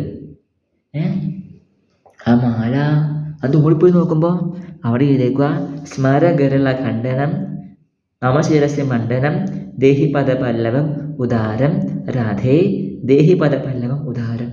ജയദേവ ഗോസ്വാമി തലയിൽ കൈവച്ചു, ഭഗവാൻ ഇത് ആരാ എഴുതിയത്? നീ തന്നെ ആയിരിക്കും ഇനി വന്നത്? ഇതേ വരെ ഞാൻ എഴുതാൻ വെച്ചത്, പക്ഷേ എഴുതാതെ കുളിക്കാൻ പോയി. ഇത് വന്നേ എന്നിട്ട് ആ മാല മണ്ടു ഇപ്പം ജഗന്നാഥൻ, സാക്ഷാൽ ജഗന്നാഥ സ്വാമി ജയദേവ ഗോസ്വാമിയുടെ വേഷം ധരിച്ചു വന്ന് എഴുതുകയാണ്. ജയദേവ അങ്ങ് പറഞ്ഞ സത്യം തന്നെയാണ്, ആ രാധാദേവിയുടെ പാദം ഞാൻ തന്നെ പൂജിക്കുന്ന പാദമാണ്. അതാണ് ശ്രീമതി രാധികയുടെ മഹത്വം. ഇപ്പൊ ജയദേവസ്വാമി പത്മാവതിയുടെ കൈവച്ച് തലവെച്ചിട്ട് പറയും, ദേവി പത്മാവതി അവളിന് എന്ത് ഭാഗ്യശാലിയാണ്. കാരണം ഞാൻ ഭഗവാനെ പൂജിക്കാൻ നേരിട്ട് ഞാനാണ് കാവ്യം എഴുതുന്നത്. പക്ഷേ ഭഗവാന്റെ നേരിട്ടുള്ള ദർശനവും സ്പർശനവും ഭഗവാന് ഭക്ഷണം കൊടുക്കാനുള്ള ഭാഗ്യവും ആ പ്രസാദം കഴിക്കാനുള്ള ഭാഗ്യവും ആർക്കാ കിട്ടിയത്? പത്മാവതിക്കാണ് കിട്ടിയത്. അതാ പറയണേ. ഭഗവാൻ പറയാ, എൻ്റെ ഭക്തനല്ല, എൻ്റെ ഭക്തൻ്റെ ഭക്തൻ എന്ന് പറയുന്നവരാണ് ശരിക്കും എൻ്റെ ഭക്തന്മാർ. അങ്ങനെ പറയണ ഭഗവാൻ, അറിയോ? അതങ്ങനെയാണ്. കാരണം ഭഗവാന്റെ ഭക്തനെ ഭഗവാൻ പ്രാണനാ, പക്ഷെ ആ ഭക്തനെ സേവിക്കുന്നവരായിരിക്കും അതിലും കൂടുതൽ പ്രാണൻ. കാരണം മുത്തച്ഛന്മാർക്ക് പൊതുവെ മക്കളെക്കാളും ഇഷ്ടം പേരക്കുട്ടികളെ ആയിരിക്കുമല്ലോ, അതുപോലെയാണ്. അങ്ങനെ ജയദേവ ഗോസ്വാമി അത്ര വലിയൊരു മഹാത്മാവാണെന്ന്. ഒരിക്കലും അദ്ദേഹം ഒരു തീർത്ഥയാത്രയ്ക്ക് പോവുമായിരുന്നു. അപ്പോൾ കുറച്ച് ധനം രാജാവിൻ്റെ കയ്യിൽ നിന്ന് വാങ്ങിച്ചു അദ്ദേഹം, ജയദേവ ഗോസ്വാമികൾ. അങ്ങനെ പോകുമ്പോൾ കുറച്ച് പേരും കൂടി അദ്ദേഹത്തിൻ്റെ കൂടെ കൂടി. ഞങ്ങളും ആ വഴിക്കാന്ന് പറഞ്ഞു. അപ്പം ശരി, നമുക്ക് ഒരുമിച്ച് ഭഗവാനെ കീർത്തനം വായിച്ചെല്ലാം പോവാം. അങ്ങനെ പോയി. രാത്രിയായി. മൊത്തം ഒരു നീല ചവി, മരങ്ങളൊക്കെ ഇരുണ്ടു. ചീവീട് കൃ ശബ്ദം കേൾക്കുക ചീവീടിൻ്റെ. പെട്ടെന്ന് അവിടെ കൂടെയുള്ളവരുടെ ഭാവം മാറി. ജയദേവ ഗോസ്വാമി തള്ളാനും ഉന്താനും ആ കാശ് പിടിക്കാനൊക്കെ തോന്നും. ജയദേവ ഗോസ്വാമി പറഞ്ഞു, ഇല്ല ഇതെൻ്റെ ഭഗവാനുള്ളതാണ്, എനിക്ക് അവിടെ എത്താൻ വേണ്ടി ഈ കാശ് ആവശ്യമുണ്ട്. അത്രയ്ക്കായടോ എന്ന് ചോദിച്ചിട്ട് ജയദേവ ഗോസ്വാമിനെ വെട്ടി കത്തിയെടുത്ത് ഉപദ്രവിച്ച് എന്താ പറയുക, 2 കാലും കയ്യും വെട്ടിയെന്ന് പറയണേ. ശരിക്കും 2 കാലും കയ്യും വെട്ടി, അതോ 2 കാലും മാത്രമേ വെട്ടിയെന്നറിയില്ല. ശരിക്കും ഇങ്ങനെ വെട്ടി മാറ്റി. അത് കഴിഞ്ഞിട്ട് അവിടെ ഒരു പൊട്ടക്കിണറ്റിൽ ജയദേവ ഗോസ്വാമിനെ ഇട്ടിട്ട് അവരെ കാശും കൊണ്ട് കടന്നുപോയി. നമ്മളങ്ങനെ എന്തു പറയും, എടാ ദുഷ്ട ചതിയാ കാലമാടാ പരദ്രോഹി, നിനക്കൊക്കെ ഭഗവാൻ തരൂടാ. എന്നെ പോലത്തെ ഒരാളെ ഇങ്ങനെ ചെയ്യണേ, എന്നെ പോലത്തെ ഒരു ശുദ്ധ ഭക്തനെ എന്ത് കൈവച്ച ഭഗവാൻ നിന്നെ വെറുതെ വിടും യൂ പറയും. അറിയോ ജയദേവ ഗോസ്വാമി എന്ത് ചെയ്തു? അദ്ദേഹം അവിടെ ആ പൊട്ടക്കിണറ്റിൽ ഇരുന്നു കൊണ്ട് ഭഗവാന്റെ കീർത്തനങ്ങൾ പാടുക. ഗോവിന്ദ ദാമോദര മാധവേരി ഒത്തിരി സ്തോത്രങ്ങൾ ചൊല്ലിക്കൊണ്ടിരിക്കുക. അറിയോ അതെപ്പോഴാണ്? അത് കഴിഞ്ഞിട്ട് കുറച്ച് കഴിഞ്ഞിട്ട് അവിടെ ഒരു രാജാവ് വരിക. ആ രാജാവിൻ്റെ പേര് ഞാൻ മറന്നുപോയി.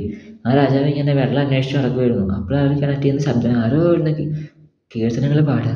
അയ്യോ ഇത് ഏതോ ഒരു ഭക്തന് രാജാവിന് മനസ്സിലായി ഏതോ ഒരു ഭക്തന് അറിയാതെ മനഃപൂർവ്വം എങ്ങോട്ട് കിണറ്റി വീണേക്കണം. അത് നോക്കുമ്പോൾ ചോരയിൽ കുടിച്ച് ജയദേവ ഗോസ്വാമി ആ വേദന സഹിച്ചുകൊണ്ട് ഭഗവാനെ കീർത്തനം ആലപിക്കാം.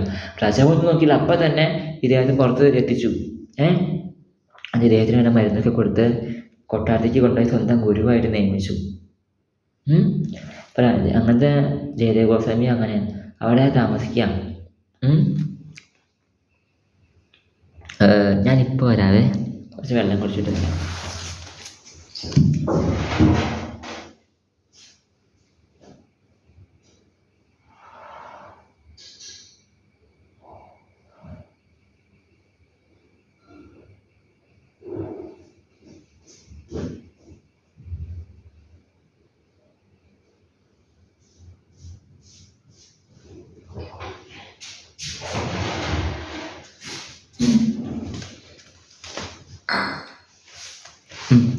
അപ്പം അങ്ങനെ നമ്മുടെ ജയദേവ ഗോസ്വാമി രാജാവിൻ്റെ കുലഗുരുവായി രാജഗുരുവായി ഇരിക്കുന്ന സമയത്ത് അവിടെ ഏതോ ഒരു ഉത്സവമായിരുന്നു. അപ്പോൾ ഈ കള്ളന്മാരും കൂടി വന്നു. അപ്പോൾ കള്ളന്മാർ നോക്കുമ്പോൾ ജയദേവ ഗോസ്വാമി കള്ളന്മാർ വേഷം മാറിയാ വരണേ. ജയദേവ ഗോസ്വാമി ഇങ്ങനെ സൂക്ഷിച്ച് നോക്കിക്കൊണ്ടിരിക്കുക. അത് കഴിഞ്ഞിട്ട് ഒരു ഭടനെ വിളിച്ചു. എന്നിട്ട് എന്തോ പറഞ്ഞു കള്ളന്മാരെ നോക്കിക്കൊണ്ട്. ആ ഭടൻ പോയി രാജാവിനോട് എന്തോ പറഞ്ഞു. അപ്പം കള്ളന്മാർ പറഞ്ഞു തല പോയി. ആ ഭടൻ വന്നു, അടുത്തേക്ക് വന്നു. ഇവരൊക്കെ കിടന്ന് വിറയ്ക്കാണ്. രാജാവ് വിളിക്കുക നിങ്ങളെന്ന് പറഞ്ഞു. വരാൻ പറഞ്ഞു. കൊണ്ടുപോയി രാജാവിൻ്റെ അടുത്ത് കൊണ്ടുപോയിട്ടോ രാജാവ് ഒത്തിരി സമ്മാനങ്ങൾ കൊടുത്തു. സമ്മാനങ്ങളോ? അതെ, സമ്മാനങ്ങൾ. രാജാവ് ഒത്തിരി ഗിഫ്റ്റ് കൊടുത്തു, ഒത്തിരി കാശ് കൊടുത്തു. അത് കഴിഞ്ഞിട്ട് പറഞ്ഞു, നിങ്ങൾ ജയദേവ ഗോസ്വാമിൻ്റെ ബന്ധുക്കളാണെങ്കിൽ പറയണ്ടേ, എൻ്റെ ഗുരുവിൻ്റെ ബന്ധുക്കളാണെങ്കിൽ പറയണ്ടേ. ബന്ധുക്കളോ? ഇവർക്കൊന്നും മനസ്സിലായില്ല. എന്തായാലും കൊള്ളാം, കാശ് ഒത്തിരി കിട്ടി, ഇനി കുറേ കാലത്തേക്ക് മോഷണത്തിനൊന്നും പോകണ്ട. അങ്ങനെ അവർ തിരിച്ചു പോകുമ്പോൾ രാജാവ് ഭടന്മാരെയും കൂടെ കിട്ടും. നിങ്ങളൊന്ന് ഉടമ്പടി സേവിക്കുക, ഗുരുവിൻ്റെ ബന്ധുക്കളാണ്. അപ്പോൾ ഈ ഭടന്മാർക്ക് ഇവരങ്ങനെ തിരിച്ചു പോവുക. അപ്പം ഭടന്മാർക്ക് ഭയങ്കര ഒരു ആശ്ചര്യം. എന്താ ഇവരിങ്ങനെ, ഇവരെങ്ങനെ രാജഗുരുവായിട്ട് ബന്ധം എങ്ങനെയാണ്? ഭടന്മാർ ചോദിച്ചു, നിങ്ങളെങ്ങനെയാ ബന്ധം എന്ന് ചോദിച്ചു. അപ്പോൾ ഈ കള്ളന്മാരെ പറയുകയാണോ, അതോ അയാളൊരു പക്ക ചതിയനും വഞ്ചകനുമാണ്. കാരണം അയാൾ പണ്ട് ഒരു തെറ്റ് ചെയ്തിട്ട് രാജാവ് അദ്ദേഹത്തെ കൊല്ലാൻ വിധിച്ചു. അപ്പോൾ അയാളെ കൊല്ലാൻ വേണ്ടി വിധിക്കപ്പെട്ട കൊല്ലേണ്ടത് ഞങ്ങളായിരുന്നു. ഞങ്ങൾ സ്നേഹമുള്ളതുകൊണ്ട് കയ്യും കാലും കെട്ടിയിട്ട് പൊട്ടക്കെട്ടിലിട്ട് പോയി. പിന്നെയാണ് നിങ്ങളുടെ രാജാവിനെ അദ്ദേഹത്തെ കിട്ടിയത്. അയാളെ കൊല്ലാന്ന് പറഞ്ഞു. ജയദേവ ഗോസ്വാമിനെ കുറിച്ച് ഒത്തിരി വേണ്ടാത്തത് പറഞ്ഞു. ഇനി പറയാം. അതായത് ഭഗവാന് സ്വന്തം കുറ്റം, ആദ്യം ഭഗവാനെ കുറ്റം പറഞ്ഞാൽ ഭഗവാൻ ക്ഷമിക്കും. പക്ഷെ ഭഗവാന്റെ ഭക്തനെ കുറ്റം പറഞ്ഞാൽ ഭഗവാൻ വെറുതെ വിടില്ല. അതുപോലെ ഭക്തന്മാർക്കും സ്വയം കുറ്റം പറഞ്ഞാൽ ഭക്തന്മാരൊക്കെ, പക്ഷെ ഭഗവാനെ കുറ്റം പറഞ്ഞാൽ നമ്മുടെ മഹാഭാരത കാലത്ത് 5000 വർഷങ്ങൾക്ക് മുമ്പ് യുധിഷ്ഠിര മഹാരാജാവിൻ്റെ രാജസൂയ യജ്ഞത്തിൽ ശിശുപാലൻ കൃഷ്ണനെ കൊല്ലുകയും, കൃഷ്ണ നീ അങ്ങനെയാണ്, കള്ളനാണ്, നുണയനാണ്, ചതിയനാണെന്ന് പറയുമ്പോൾ കൃഷ്ണനേക്കാളും കൂടുതൽ പാണ്ഡവർക്കാണ് ദേഷ്യം വന്നത്. നീ എൻ്റെ കൃഷ്ണനെ കുറിച്ച് പറയണം, നാളെ ശിശുപാലൻ നിന്നെ ഞാൻ കൊല്ലുന്നു പറഞ്ഞിട്ട് അർജുനൻ വില്ലെടുത്ത് കുറച്ചു. ഭീമൻ ഗതയെടുത്തു, നഗര സമയം വാളൂരി പിടിച്ചു. അറിയോ, യുധിഷ്ഠിരന് ദേഷ്യം വന്നു, ദ്രൗപദി ദേഷ്യം വന്നു, എല്ലാവർക്കും ദേഷ്യം വന്നു. പക്ഷേ അവർ ആതിഥേയന്മാരാണ്, അവർ അതിഥികളെ കൊല്ലാൻ പാടില്ല. കൃഷ്ണൻ പറഞ്ഞു വെയിറ്റ് അതൊന്ന് സംഗീതം 100 തികച്ചോട്ടെ, ബാക്കി കഴിഞ്ഞായിട്ടെന്ന് പറഞ്ഞു. അങ്ങനെ ഭഗവാന് ഭക്തന്മാരെ നിന്ദ ഇഷ്ടമല്ല. ഭഗവാന്റെ ദേഷ്യം വന്ന് കൊന്നു കളയും, അത്രത്തോളം ദേഷ്യമാണ്. ഭഗവാനെ വെറുപ്പിക്കാനുള്ള ഏറ്റവും എളുപ്പമുള്ള വഴി ഭക്തന്മാരെ നിന്ദിക്കുക എന്നുള്ളതാണ്. ജന്മാന്തരങ്ങളും പിന്നെ അനുഭവിക്കും. അങ്ങനെ എന്താ ഉണ്ടായെന്ന് വെച്ചാൽ അപ്പോൾ ഇത് കേട്ടത് നമ്മുടെ ജഗന്നാഥസ്വാമിക്ക് സഹിച്ചില്ല. എൻ്റെ ഭക്തനെ നീ ഉപദ്രവിച്ചു, അവൻ നിന്റെ മനസ്സപ്പോഴും ശപിച്ചില്ല. അത് കഴിഞ്ഞിട്ട് 2ാമത്തെ തവണ നിനക്ക് അവനെ നിന്നെ കൊല്ലായിരുന്നു, അവൻ ചെയ്തില്ല. സമ്മാനം എന്നിട്ട് എന്താ പറയുക, അച്ഛൻ്റെ മുഖത്ത് തുപ്പൊന്നും വരില്ലേ, അതുപോലത്തെ ഏർപ്പാട് കാണിക്കരുത് എന്ന് പറഞ്ഞിട്ട് അപ്പം തന്നെ ഒരു ഭൂമികൾക്കും ഉണ്ടായി. പല കഥയുണ്ട്. ഒരു ഭാഗത്ത് പറയുകയാണ് ഭൂമി ഇങ്ങനെ പിളർന്നു, ഈ കള്ളന്മാർ മാത്രം അടിയിൽ പോയിട്ട് ഭൂമി അടഞ്ഞു എന്ന് പറയുന്നുണ്ട്. വേറൊരു ഭാഗത്ത് പറഞ്ഞാൽ പെട്ടെന്ന് ഇടിമിന്നൽ വേറെ വന്നിട്ട് കള്ളന്മാർ 4 പേരും കത്തിച്ചാമ്പലായി പോയി എന്ന് പറയുന്നത്. തീ പിടിച്ച് തീപ്പെട്ട് മരിച്ചു പോയി എന്ന് പറയുന്നത്. വേറൊരു ഭാഗത്ത് പറയണേ ഒരു ഭൂമികുലുക്കം ഉണ്ടായി. ഈ ഭടന്മാരും ഈ കള്ളന്മാരും കൂടി വലിയ കൊക്കേന് താഴേക്ക് വീണു. ഭൂമികുലുക്കത്തിൽ ഉരുണ്ട് കൊക്കേന് താഴേക്ക് വീണു. ഈ 4 കള്ളന്മാരും മരിച്ച് ഭടന്മാർക്ക് ഒരു പോറൽ പോലും ഏറ്റില്ല. അപ്പോൾ ഈ ഭടന്മാർ വന്ന് പറയാ, ഇപ്പോൾ ജയദേവ ഗോസ്വാമി ഇങ്ങനെ പറയാ. അപ്പോൾ രാജാവിനോട് ചോദിച്ചു, സത്യം ഇതിലെന്തോ പ്രശ്നമുണ്ട്? കാരണം ഇങ്ങനെ ഇതുവരെ ഇത് നടക്കുകയാണെങ്കിൽ ഭഗവാന്റെ കയ്യിൽ നടക്കാൻ ചാൻസ് കുറവാണ്. അപ്പോൾ ജയദേവ ഗോസ്വാമി പറഞ്ഞു, പണ്ട് ഇങ്ങനെയൊക്കെ ഉണ്ടായി അറിഞ്ഞ ഇവരെന്നെ കയ്യും കാലം വെട്ടിയത്. ഇപ്പോൾ രാജാവ് പറയുക, അവിടുന്ന് ഒരു ഒറ്റ വാക്ക് പറഞ്ഞിരുന്നെങ്കിൽ ആ 4 പേരുടെ ശിരസ് ഞാൻ കൊയ്തെടുത്തേനെ. അപ്പോൾ അത് പിന്നെ അവിടുന്ന് എന്തിനാ എന്നെ കൊണ്ട് സമ്മാനം കൊടുപ്പിച്ചത്? അപ്പോൾ ജയദേവ ഗോസ്വാമി പറയുക, അതെന്താണെന്നറിയോ, അവർക്ക് കാശില്ലാത്ത കാരണമല്ലേ അവർ മോഷ്ടിക്കാൻ വന്നേ. കാശ് കിട്ടി അവർ മോഷ്ടിക്കില്ലെന്ന് കരുതി അവർ മോഷണം നിർത്തുന്ന കരുതി ഞാൻ പറഞ്ഞാൽ അവിടുത്തോട് കാശ് കൊടുക്കാൻ, അല്ലാതെ വേറെ ഒന്നുമല്ല. അപ്പോൾ ചിന്തിച്ച് നോക്കിയേ, ആ മഹാഭക്തൻ്റെ മഹത്വം. അദ്ദേഹത്തിൻ്റെ സമാധി വൃന്ദാവനത്തിൽ ഇന്നുമുണ്ട്. അതാണ് ഭക്തൻ്റെ മഹത്വം. കാരണം ഇപ്പം നമ്മുടെ ഗജേന്ദ്ര മോക്ഷം കഥയെടുക്കാം. ഗജേന്ദ്രൻ അലറി വിളിക്കുകയാണ്, നാരായണ നാരായണ. അപ്പം നമ്മൾ പറയും, ആന വിളിക്കുമോ? ഒരുപക്ഷെ അത് ആനയുടെ ഭാഷയിൽ നാരായണൻ വിളിക്കാം, അല്ലെങ്കിൽ ശരിക്കും തത്ത് സംസാരിക്കണമല്ലോ. ആനയ്ക്ക് സംസാരിക്കാൻ പാടില്ലാത്ത നിയമമൊന്നുമില്ലല്ലോ. അത് ഗജേന്ദ്രനാണ്, അല്ലാതെ സാധാരണ കാട്ടാനേ അല്ല. പക്ഷേ ആദ്യം മോക്ഷം കിട്ടിയത് ആർക്കാ? മുതലയ്ക്ക. ചക്രം കൊണ്ടാണെന്ന് മാത്രം. പക്ഷെ മോക്ഷം ഫസ്റ്റ് കിട്ടിയത് മുതലയ്ക്ക. എൻ്റെ കാരണം ഒരു ഭക്തൻ്റെ കാല് പിടിച്ചുകൊണ്ട്. അതായിരുന്നു ഭക്തൻ്റെ മഹത്വം. അങ്ങനെയാണ്. അങ്ങനെ ഗുരുവായൂരപ്പൻ്റെ ഭക്തി ഒത്തിരി ചെയ്താൽ പിന്നെയാണ് നമുക്ക് രാധ എന്നുള്ള ആരെന്ന് മനസ്സിലാവുള്ളൂ. ഗുരുവായൂരപ്പൻ വരെ പൂജിക്കുകയാണ്. രാധ എന്നുള്ള വാക്കിൽ നിന്നാണ് ആരാധന എന്നുള്ള പദവും അപരാധന എന്നുള്ള പദവും ഉണ്ടായിരിക്കണേ. അങ്ങനെ രാധാകൃഷ്ണന്മാരുടെ യുഗള ആരാധന ജന്മജന്മാന്തരങ്ങളോ ചെയ്ത് കഴിയുമ്പോൾ മനസ്സിലാവണേ, രാധാകൃഷ്ണന്മാർക്ക് ഒരു ഗുപ്ത അവതാരം ഉണ്ടെന്നും അവർ 2 പേരും രാധാറാണി ഭഗവാൻ കൃഷ്ണനെ കൂടി ചേരുമ്പോൾ ഒന്നാകുമ്പോൾ ശ്രീകൃഷ്ണ ചൈതന്യ മഹാപ്രഭു എന്ന് പറയുന്ന ഒരു ഗുപ്ത അവതാരം ഉണ്ടെന്നുള്ള കാര്യം മനസ്സിലാവും. ഇതൊക്കെ വലിയ വലിയ തത്വങ്ങളാണ്. അതായത്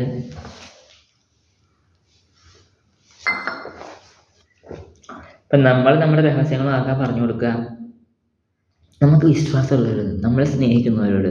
നമുക്ക് ഉറപ്പാണ് എൻ്റെ ഈ രഹസ്യം ഇന്ന വ്യക്തിയോട് പറഞ്ഞാൽ ഇന്ന വ്യക്തി എന്നെ വഞ്ചിക്കില്ല. പിന്നെ സ്നേഹമുണ്ട്. അതുപോലെ ഭഗവാൻ എന്തോരം രഹസ്യങ്ങളുണ്ട്. ആ രഹസ്യങ്ങളൊക്കെ ഭഗവാൻ എല്ലാ ഭക്തന്മാരോടും പറയില്ല. ചില നോട്ടപ്പുള്ളികളുണ്ടാവും. ഭഗവാൻ നീയാ നോട്ടപ്പുള്ളി, പിന്നെ നീ പറയുക വാ, ഒരു കാര്യം പറയുന്നത് ഭഗവാൻ ഭക്തന്മാർ വഴിവെന്ന് പറഞ്ഞു കൊടുക്കും. എനിക്കുണ്ടല്ലോ ഒരു രഹസ്യമായിട്ടൊരു അവതാരം കിട്ടുമോ എന്ന് പറഞ്ഞു കൊടുക്കും. അതാണ് ഭഗവാന്റെ സ്വഭാവം.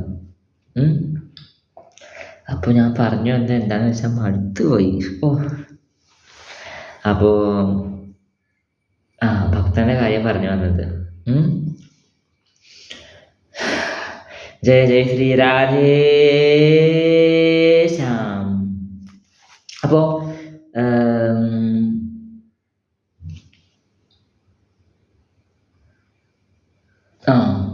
അങ്ങനെയാണ് വേദത്തിലെ വിശ്വാസം, വിഷ്ണുഭക്തി, കൃഷ്ണഭക്തി, രാധാകൃഷ്ണഭക്തി, ശ്രീചൈതന്യ മഹാപ്രഭു എന്നുള്ള ഒരു ഗുപ്താവതാരത്തിൻ്റെ അറിയോ? അങ്ങനെയാണ് ഭഗവാൻ വെളിപ്പെടുത്തി തരിക നമുക്ക് വേണ്ടിയിട്ട്.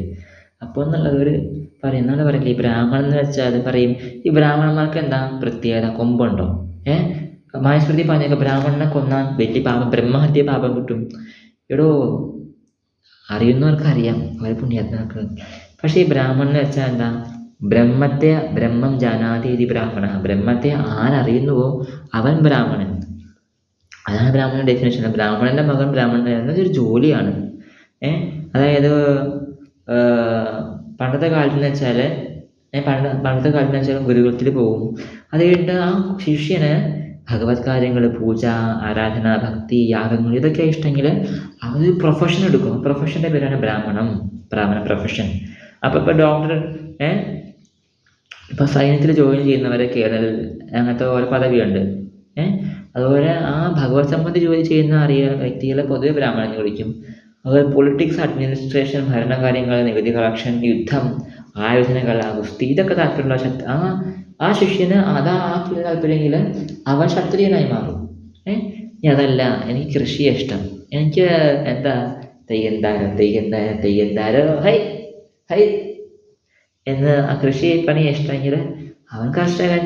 കൃഷി അല്ലെങ്കിൽ കൃഷി ഗോരക്ഷ വാണിജ്യം, അല്ലെങ്കിൽ അവന് പശുക്കളെ മേയ്ക്കാൻ ഇഷ്ടം, അല്ലെങ്കിൽ കച്ചവടം, അതായത് ബിസിനസ് ഫീൽഡ് താല്പര്യം. അപ്പോൾ അവരാരാണ്? അപ്പോൾ അങ്ങനെ നോക്കുമ്പോൾ വൈശ്യനാണ്. അപ്പോൾ അങ്ങനെ നോക്കുമ്പോൾ ഇപ്പോഴത്തെ കാലത്ത് BBA പഠിക്കുന്ന വലിയ വലിയ ബിസിനസ്മാനൊക്കെ അവരെ വൈശ്യന്മാരെന്ന് പറയാം. ശൂദ്രന്മാരോ അവർ അൺടച്ചബിൾസ് അല്ല, തൊട്ടുവിടാൻ പാടാത്ത ആൾക്കാരല്ല. അപ്പോൾ പറയുകയാണെങ്കിൽ എനിക്കിതൊന്നും വയ്യ, ഞാൻ നിങ്ങളോടെ നിന്നോളാം.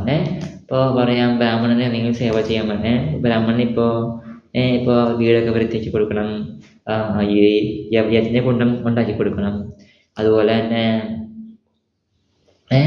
ഇതെല്ലാം കഴിഞ്ഞിട്ട് ഭക്ഷണം ഉണ്ടാക്കി കൊടുക്കണം. ക്ഷത്രിയന്മാർക്കാണെങ്കിൽ ഇപ്പോൾ ആയുധം ഉണ്ടാക്കി കൊടുക്കണം. അതുപോലെ തന്നെ ഡോക്ടർമാർ ശൂദ്രന്മാരാ. നമ്മൾ പറയും അയ്യേ ഡോക്ടർ മാറി നിൽക്കുന്ന പറയും, ശൂദ്രൻ എന്ന് പറയും. ഇല്ല, അതായത് സേവനം ചെയ്യുന്ന മറ്റെല്ലാ സേവനവും ചെയ്യുന്ന എല്ലാ ആൾക്കാരും ഡോക്ടർമാർ, കണ്ടക്ടർമാർ, ഡ്രൈവർമാർ, ഡോക്ടർമാർ, ഇവരൊക്കെ ശൂദ്രന്മാരെന്ന് പറയും. മനസ്സിലായോ? അപ്പോൾ ഈ 3 മെയിൻ ഭഗവത് സേവനം, രാഷ്ട്രീയ കാര്യം, ഭക്ഷണകാര്യം, കൃഷി ഗോരക്ഷം വാണിജ്യം. അതാണ് പറയണേ, ഇവർ സേവിക്കുന്ന ആൾക്കാർ, ഇവരുടെ കാര്യങ്ങൾ. കാരണം ശൂദ്രന്മാർ വേണം. അതായത് ശൂദ്രന്മാർ കാലും, വൈശ്യന്മാർ വയറും, ക്ഷത്രിയന്മാർ കയ്യും, ബ്രാഹ്മണൻ തലയെന്ന് പറയുന്നത്. കാരണം ഏറ്റവും പ്രധാനപ്പെട്ട തലയാണ്.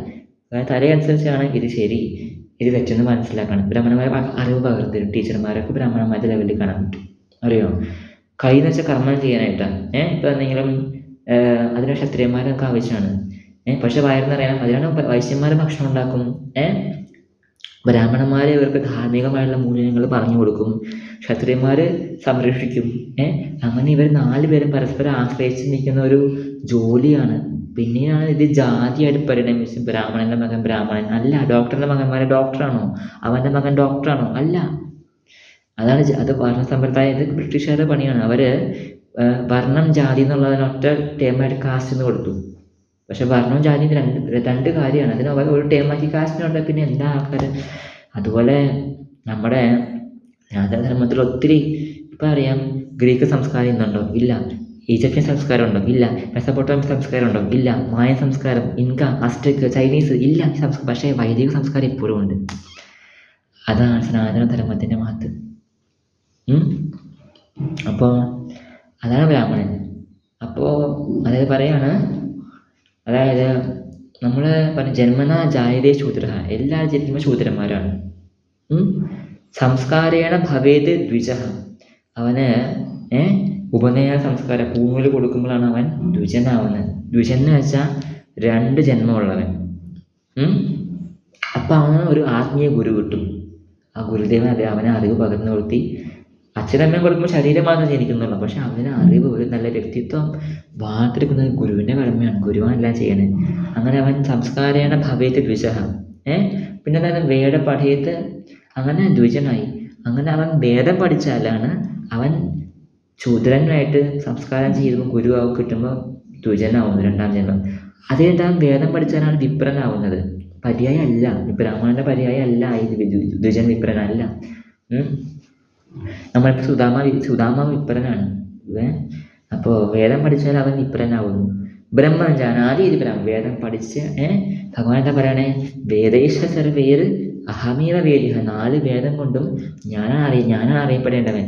അങ്ങനെ ബ്രഹ്മത്തെ അറിയുന്നവൻ ആരാണോ, ഭഗവാൻ അറിയുന്നവൻ ആരാണോ, അവനാണ് ബ്രാഹ്മണൻ. അതുകൊണ്ടാണ്, കാരണം ബ്രാഹ്മണന്മാർ വളരെ റെയറാണ്. എന്തോരം ബ്രാഹ്മണൻ അറസ്റ്റിമീനിങ് അവർ ന്യായീകരിക്കുകയും ചെയ്യും. പക്ഷെ അവർക്കറിയാം അത് ജീവനെ കൊല്ലണ പാപാണെന്നും, അത് വിൽക്കണ പാപാണെന്നും, അത് ഉണ്ടാക്കണ പാപാണെന്നും, അത് കഴിക്കണ പാപാണെന്നും അങ്ങനെ അവർക്കറിയാം. പക്ഷെ എന്നാലും പല ന്യായീകരണം പറയും. അവരാരും ബ്രാഹ്മണന്മാരല്ല. ബ്രാഹ്മണൻ എന്ന് വെച്ചാൽ ബ്രഹ്മം അറിയുന്നവർ മാത്രമേ ബ്രാഹ്മണൻ എന്ന് വിളിക്കാൻ കൊള്ളൂ. അതുകൊണ്ടാണ് ബ്രഹ്മഹത്യാ പാപം എന്ന് പറയുന്നത്. കാരണം ഇതുപോലത്തെ ഒരു മഹാത്മാവിനെ കൊന്നത് പാപമല്ലേ? അതാ പറയണേ.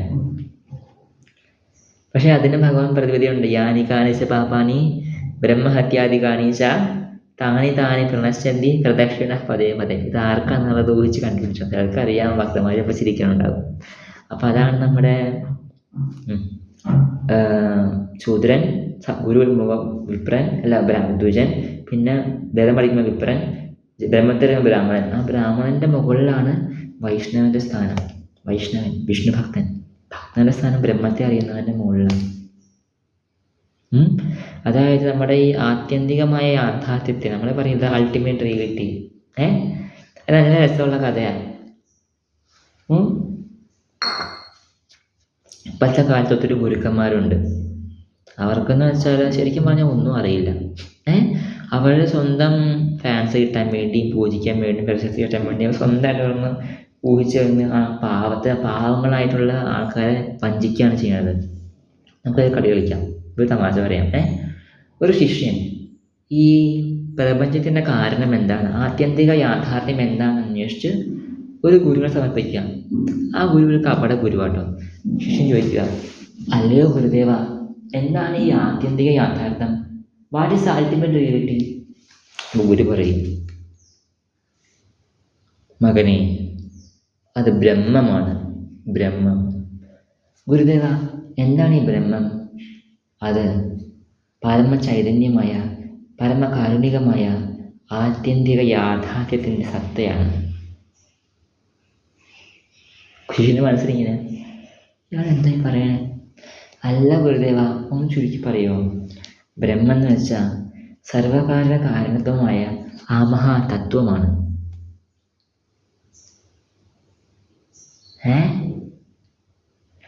അല്ല ഗുരുദേവ, ഈ സർവകാരണ കാരണത്വമായ മഹാതത്വം എന്ന് പറയുമ്പോൾ എന്താണെന്ന് ഉദ്ദേശിക്കുന്നത്? മകനെ, പരമചൈതന്യം, അതാണ് ബ്രഹ്മം. പരമചൈതന്യോ? ഈ ചൈതന്യം എന്ന് വെച്ചാൽ സൂര്യനാണോ? അതുമല്ല ഈ എന്താ നക്ഷത്രമാകുന്ന സ്പാർക്കാണോ? അതൊന്നുമല്ല. പിന്നെന്താ?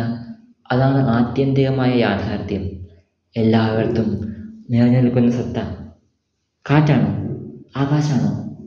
നീയും ഞാനും ശ്വസിക്കുന്ന അതാണ്. എന്താണ്? ഞാൻ ശ്വസിക്കുന്ന വായുവാണ്. വായുവാണോ ബ്രഹ്മം? അല്ല മകനെ. പിന്നെ ഇപ്പോൾ ഗുരു ചിന്തിക്കുക, ദൈവമേ, ഈ പൊട്ടനെ ഇനി എന്ത് പറഞ്ഞ് മനസ്സിലാപ്പിക്കും? ഇവനെ എങ്ങനെ പറ്റിക്കുക? ബ്രഹ്മം എന്ന് വെച്ചാൽ എന്താ? അത് ആത്യന്തിക യാഥാർത്ഥ്യം. അതല്ലേ? ചില ശിഷ്യന്മാർ പറയും, വാവ് ഗുരുജി, അവിടുന്ന് എന്ത് വലിയ ഉത്തരാ പറഞ്ഞേ, ഇത് എനിക്ക് മനസ്സിലാക്കാനുള്ള ബുദ്ധി എനിക്കില്ല. പക്ഷെ ആ ഗുരു പറയാൻ പക്ക ഫ്രോഡ് തരാം.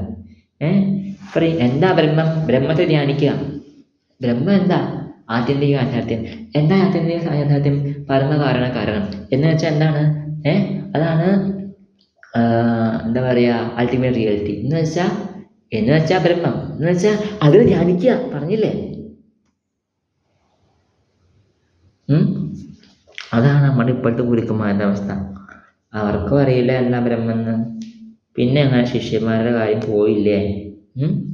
അപ്പോൾ അങ്ങനെ ഒത്തിരി ഫ്രോഡ് ഗുരുക്കന്മാരുണ്ട്, ഫ്രോഡ് സംഘടനകളുണ്ട്, ആത്മീയതയെ മുതലെടുക്കുന്ന, നിഷ്കളങ്കരായിട്ടുള്ള ജനങ്ങളെ വഞ്ചിക്കുന്ന ആത്മീയ സംഘടനകൾ ഒത്തിരി ഉണ്ട്. ഒരു യോഗയുണ്ട്, ബിയർ യോഗ എന്ന് പറയും. ഉള്ളതാണ്, ഭയങ്കര ടൈപ്പ് ചെയ്യാം. അതെങ്ങനെയാണ്?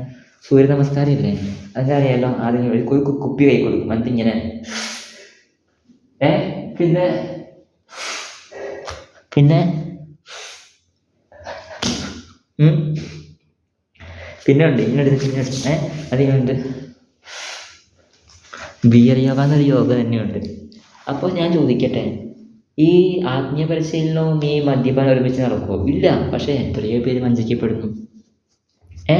കാരണം ആൾക്കാർ നോക്കണ്ട, യൂട്യൂബിൽ ഫേമസ് ഉണ്ടോ, നല്ല മനോഹരമായിട്ട് ആൾക്കാരെ മയക്കി കഥ പറയുന്നുണ്ടോ, വലിയ ഇതുപോലത്തെ ഇപ്പം ഞാൻ പോലത്തെ എന്തെങ്കിലുമൊക്കെ കുറച്ച് അടയാളങ്ങളൊക്കെ പുറത്തിട്ടിട്ട് വലിയ ജ്ഞാനിയെ പോലെ അഭിനയിക്കുന്നുണ്ടോ? അവരൊക്കെയാണ് വലിയ അല്ല. കാരണം ഏതൊരു മണ്ടനും അറിയാം ഈ ഇത് കുടിച്ചാൽ. അപ്പോൾ ഈ യോഗ തുടങ്ങുന്ന ആളെ ലക്ഷ്യം എന്താണ്? മണി, കാശാണ്. കാരണം യോഗ ചെയ്യുന്ന ആൾ വരില്ല. ബിയർ എന്ന് വെച്ചാൽ യോഗയുടെ പേരിൽ കള്ള് കുടിക്കാൻ വേണ്ടിയിട്ട് ആൾ വരും. ആരെ പറ്റിക്കാം? അറിയാമോ? അപ്പം ഭക്തൻ്റെ സ്ഥാനം എന്നുള്ളത് അങ്ങനെയാണ്, ബ്രാഹ്മണൻ്റെ മുകളിലാണ്. അപ്പം ഞാൻ ചോദിക്കട്ടെ, നിങ്ങൾക്ക് എത്ര പേർക്ക്, എനിക്കറിയില്ല ബ്രഹ്മത്തെ, ഓർമ്മ സത്യം പറയാമല്ലോ, നിങ്ങൾക്ക് എത്ര പേർക്ക് ബ്രഹ്മത്തെ അറിയാം? ബ്രഹ്മം എന്ന് വെച്ചാൽ എന്താണ്? അപ്പോൾ നമ്മൾ ബ്രാഹ്മണരെങ്കിലും ആണോ? പിന്നെ നമ്മൾ എങ്ങനെയാണ് ഭക്തനാവണത്? അത് വലിയൊരു പദവിയാണ് ഭക്തനാവാന്ന് വെച്ചാൽ. അതായത് നമ്മുടെ ഭഗവത്ഗീതയിൽ പറയുന്ന 26 ഗുണങ്ങളുണ്ട്.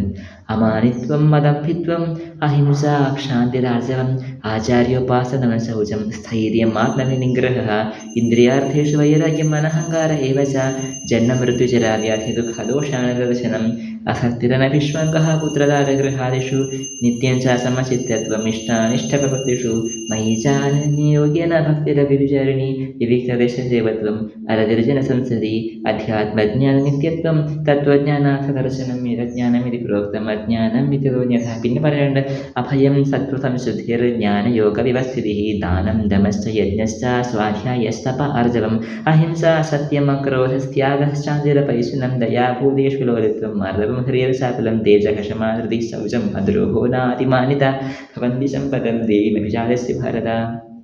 എന്താ പറയാണ്? എന്ന് വെച്ചാൽ അവനെപ്പോഴും സദ്ഗുണങ്ങളുടെ നിറകൂടായിരിക്കും. പറയുകയാണെന്നായിരുന്നു ഹരാഭക്തസ്യ കുതോ മഹദ്ഗുണ. പറയാണ് അയ്യോ സർവേർ ഗുണൈ സത്ര സമാശതേശ്വര. ശ്ലോകമാണ് ശ്രീമദ് ഭാഗവതി. പറയാണ് ആരാണോ ഭഗവാനെ ഭജിക്കുന്നത് എന്താ സംഭവിക്കുക? സർവേർ ഗുണൈഹി തത്ര തമാശതേശ്വര. ദേവന്മാരുടെ എല്ലാ ഗുണങ്ങളും ഭക്തനിൽ വരും. പിന്നെ പറയാണ് ഹരാവഭക്തസ്യ കുതോ മഹദ്ഗുണ. ഹരിയുടെ ഭക്തനാത്തവന് എന്തു ഗുണമുള്ളത്? മനോരധാനാധാവതോലി. മനസ്സവനെ സ്വന്തം ഇഷ്ടങ്ങൾക്ക് പറയും പിന്നാലെ വലിച്ചുകൊണ്ട് പോകും. നമ്മൾ ഭക്തി ചെയ്യുമ്പോൾ അതായത് ഒരാൾ ഭക്തനാണെന്ന് അറിയാൻ വേണ്ടി നാമം ജപിക്കാൻ എത്ര നിഷ്ഠയുണ്ടോ, എത്ര താല്പര്യമുണ്ടോ, അതാണ് ഭക്തിയുടെ ലെവൽ. കാരണം ഇപ്പോൾ ഒരു പ്രണയബന്ധം എടുക്കാം. അപ്പോൾ ഭാര്യയും ഭർത്താവും എപ്പോഴും അല്ലെങ്കിൽ കാമുകനും കാമുകി എപ്പോഴും പരസ്പരം ചിന്തിച്ചുകൊണ്ടിരിക്കും. ചിന്തിച്ച് അവന് വേണ്ടി ജീവൻ സമർപ്പിക്കണം, അവർക്ക് വേണ്ടി ഞാൻ എന്തും ചെയ്യും. പിന്നെ അതിലിപ്പോൾ കാമുകിയുടെ പേര് രാധ എന്നാണെങ്കിൽ ജസ്റ്റ് ആ കാമുകൻ രാധേ നീ എവിടെയാ, എപ്പോഴും രാധേനെ കാണാൻ പറ്റുമോ? സോ അവൾ എപ്പോഴാണ് അതുപോലെ നമ്മുടെ കാമുകൻ്റെ പേര്, ഭർത്താവിൻ്റെ പേര് എന്താ പറയുക വിഷ്ണു എന്നാണെങ്കിൽ ഭാര്യ ചിന്തിക്കും വിഷ്ണു എപ്പോഴാണ് വരാം, വിഷ്ണു എവിടെ എപ്പോഴും ഒന്ന് കാണാൻ പറ്റുക. ഇപ്പം അറിയാതെ തന്നെ എപ്പോഴും നാമം വിഷ്ണു എന്ന് ഭർത്താവിൻ്റെ പേര് നമ്മൾ തന്നെ മനുഷ്യന്മാരുടെ പേര് നമ്മൾ ജപിച്ചുകൊണ്ടിരിക്കും. അപ്പോൾ എന്നുള്ള ഒരു വ്യക്തിക്ക് നാമം ജപിക്കാൻ എത്ര നിഷ്ഠയുണ്ടോ, വ്രതം എടുക്കാൻ എത്ര നിഷ്ഠയുണ്ടോ, എത്ര താല്പര്യമുണ്ടോ, ഭഗവാന്റെ കഥ പറയുമ്പോൾ ആ വ്യക്തി സ്വയം മറക്കും. ആ വ്യക്തിയുടെ മുഖത്തൊരു ദിവ്യ ഒരു ചൈതന്യം, ഒരു തേജസ്സായിരിക്കും. അത് ആ വ്യക്തി എന്താണ്ട് ഒരു ദിവ്യ ലോകമായിട്ട് കണക്ട് ചെയ്തിട്ട് എന്താണ്ടൊരു ശക്തി റിലേറ്റീവ് എന്ന് തോന്നുന്നു മറ്റുള്ളവരുടെ അടുത്തേക്ക്. ഭക്തൻ അങ്ങനെ തിരിച്ചറിയണം. കാരണം ഭഗവത് കഥ പറയാൻ വേണ്ടി ഭക്തൻ 100 നാവാണ്, നിർത്തില്ല. രാവിലെ മുതൽ വൈകുന്നേരം വരെ പറയുമ്പോൾ ഭഗവാന്റെ കീർത്തനങ്ങൾ പാടിക്കൊണ്ടിരിക്കും. ഭഗവാൻ നാമം ജപിക്കാൻ ഒരു മടിയില്ല. നമ്മളൊക്കെ ആണെങ്കിലോ ഇപ്പം നാമം ജപിക്കാം, ഓ നമഃ ഭഗവതേ വാസുദേവായ, ഓ നമഃ ഭഗവതേ വാസുദേവായ, വിശക്കണമുണ്ട്, ഓ നമഃ ഭഗവതേ വാസുദേവായ, അയ്യോ എന്താ കഴിയാതെ. അല്ലെങ്കിൽ ഇപ്പോൾ പറയാം ഹരേ കൃഷ്ണ കൃഷ്ണ ഹരേ ഹരേ ഹരേ രാമ രാമ രാമ ഹരേ ഹരേ, ഹരേ കൃഷ്ണ കൃഷ്ണ കൃഷ്ണ ഹരേ ഹരേ രാമ രാമ ഹരേ ഹരേ. സോ ഇന്നങ്ങനെ ചെയ്യേണ്ടായിരുന്നു. സോ അവനോട് അങ്ങനെ പെരുണ്ടായിരുന്നു. പിന്നെ വെറുതെ ചുമ്മാ ആണെങ്കിലും ഹരേ കൃഷ്ണ ഹരേ ഹരേ രാമ രാമ രാമ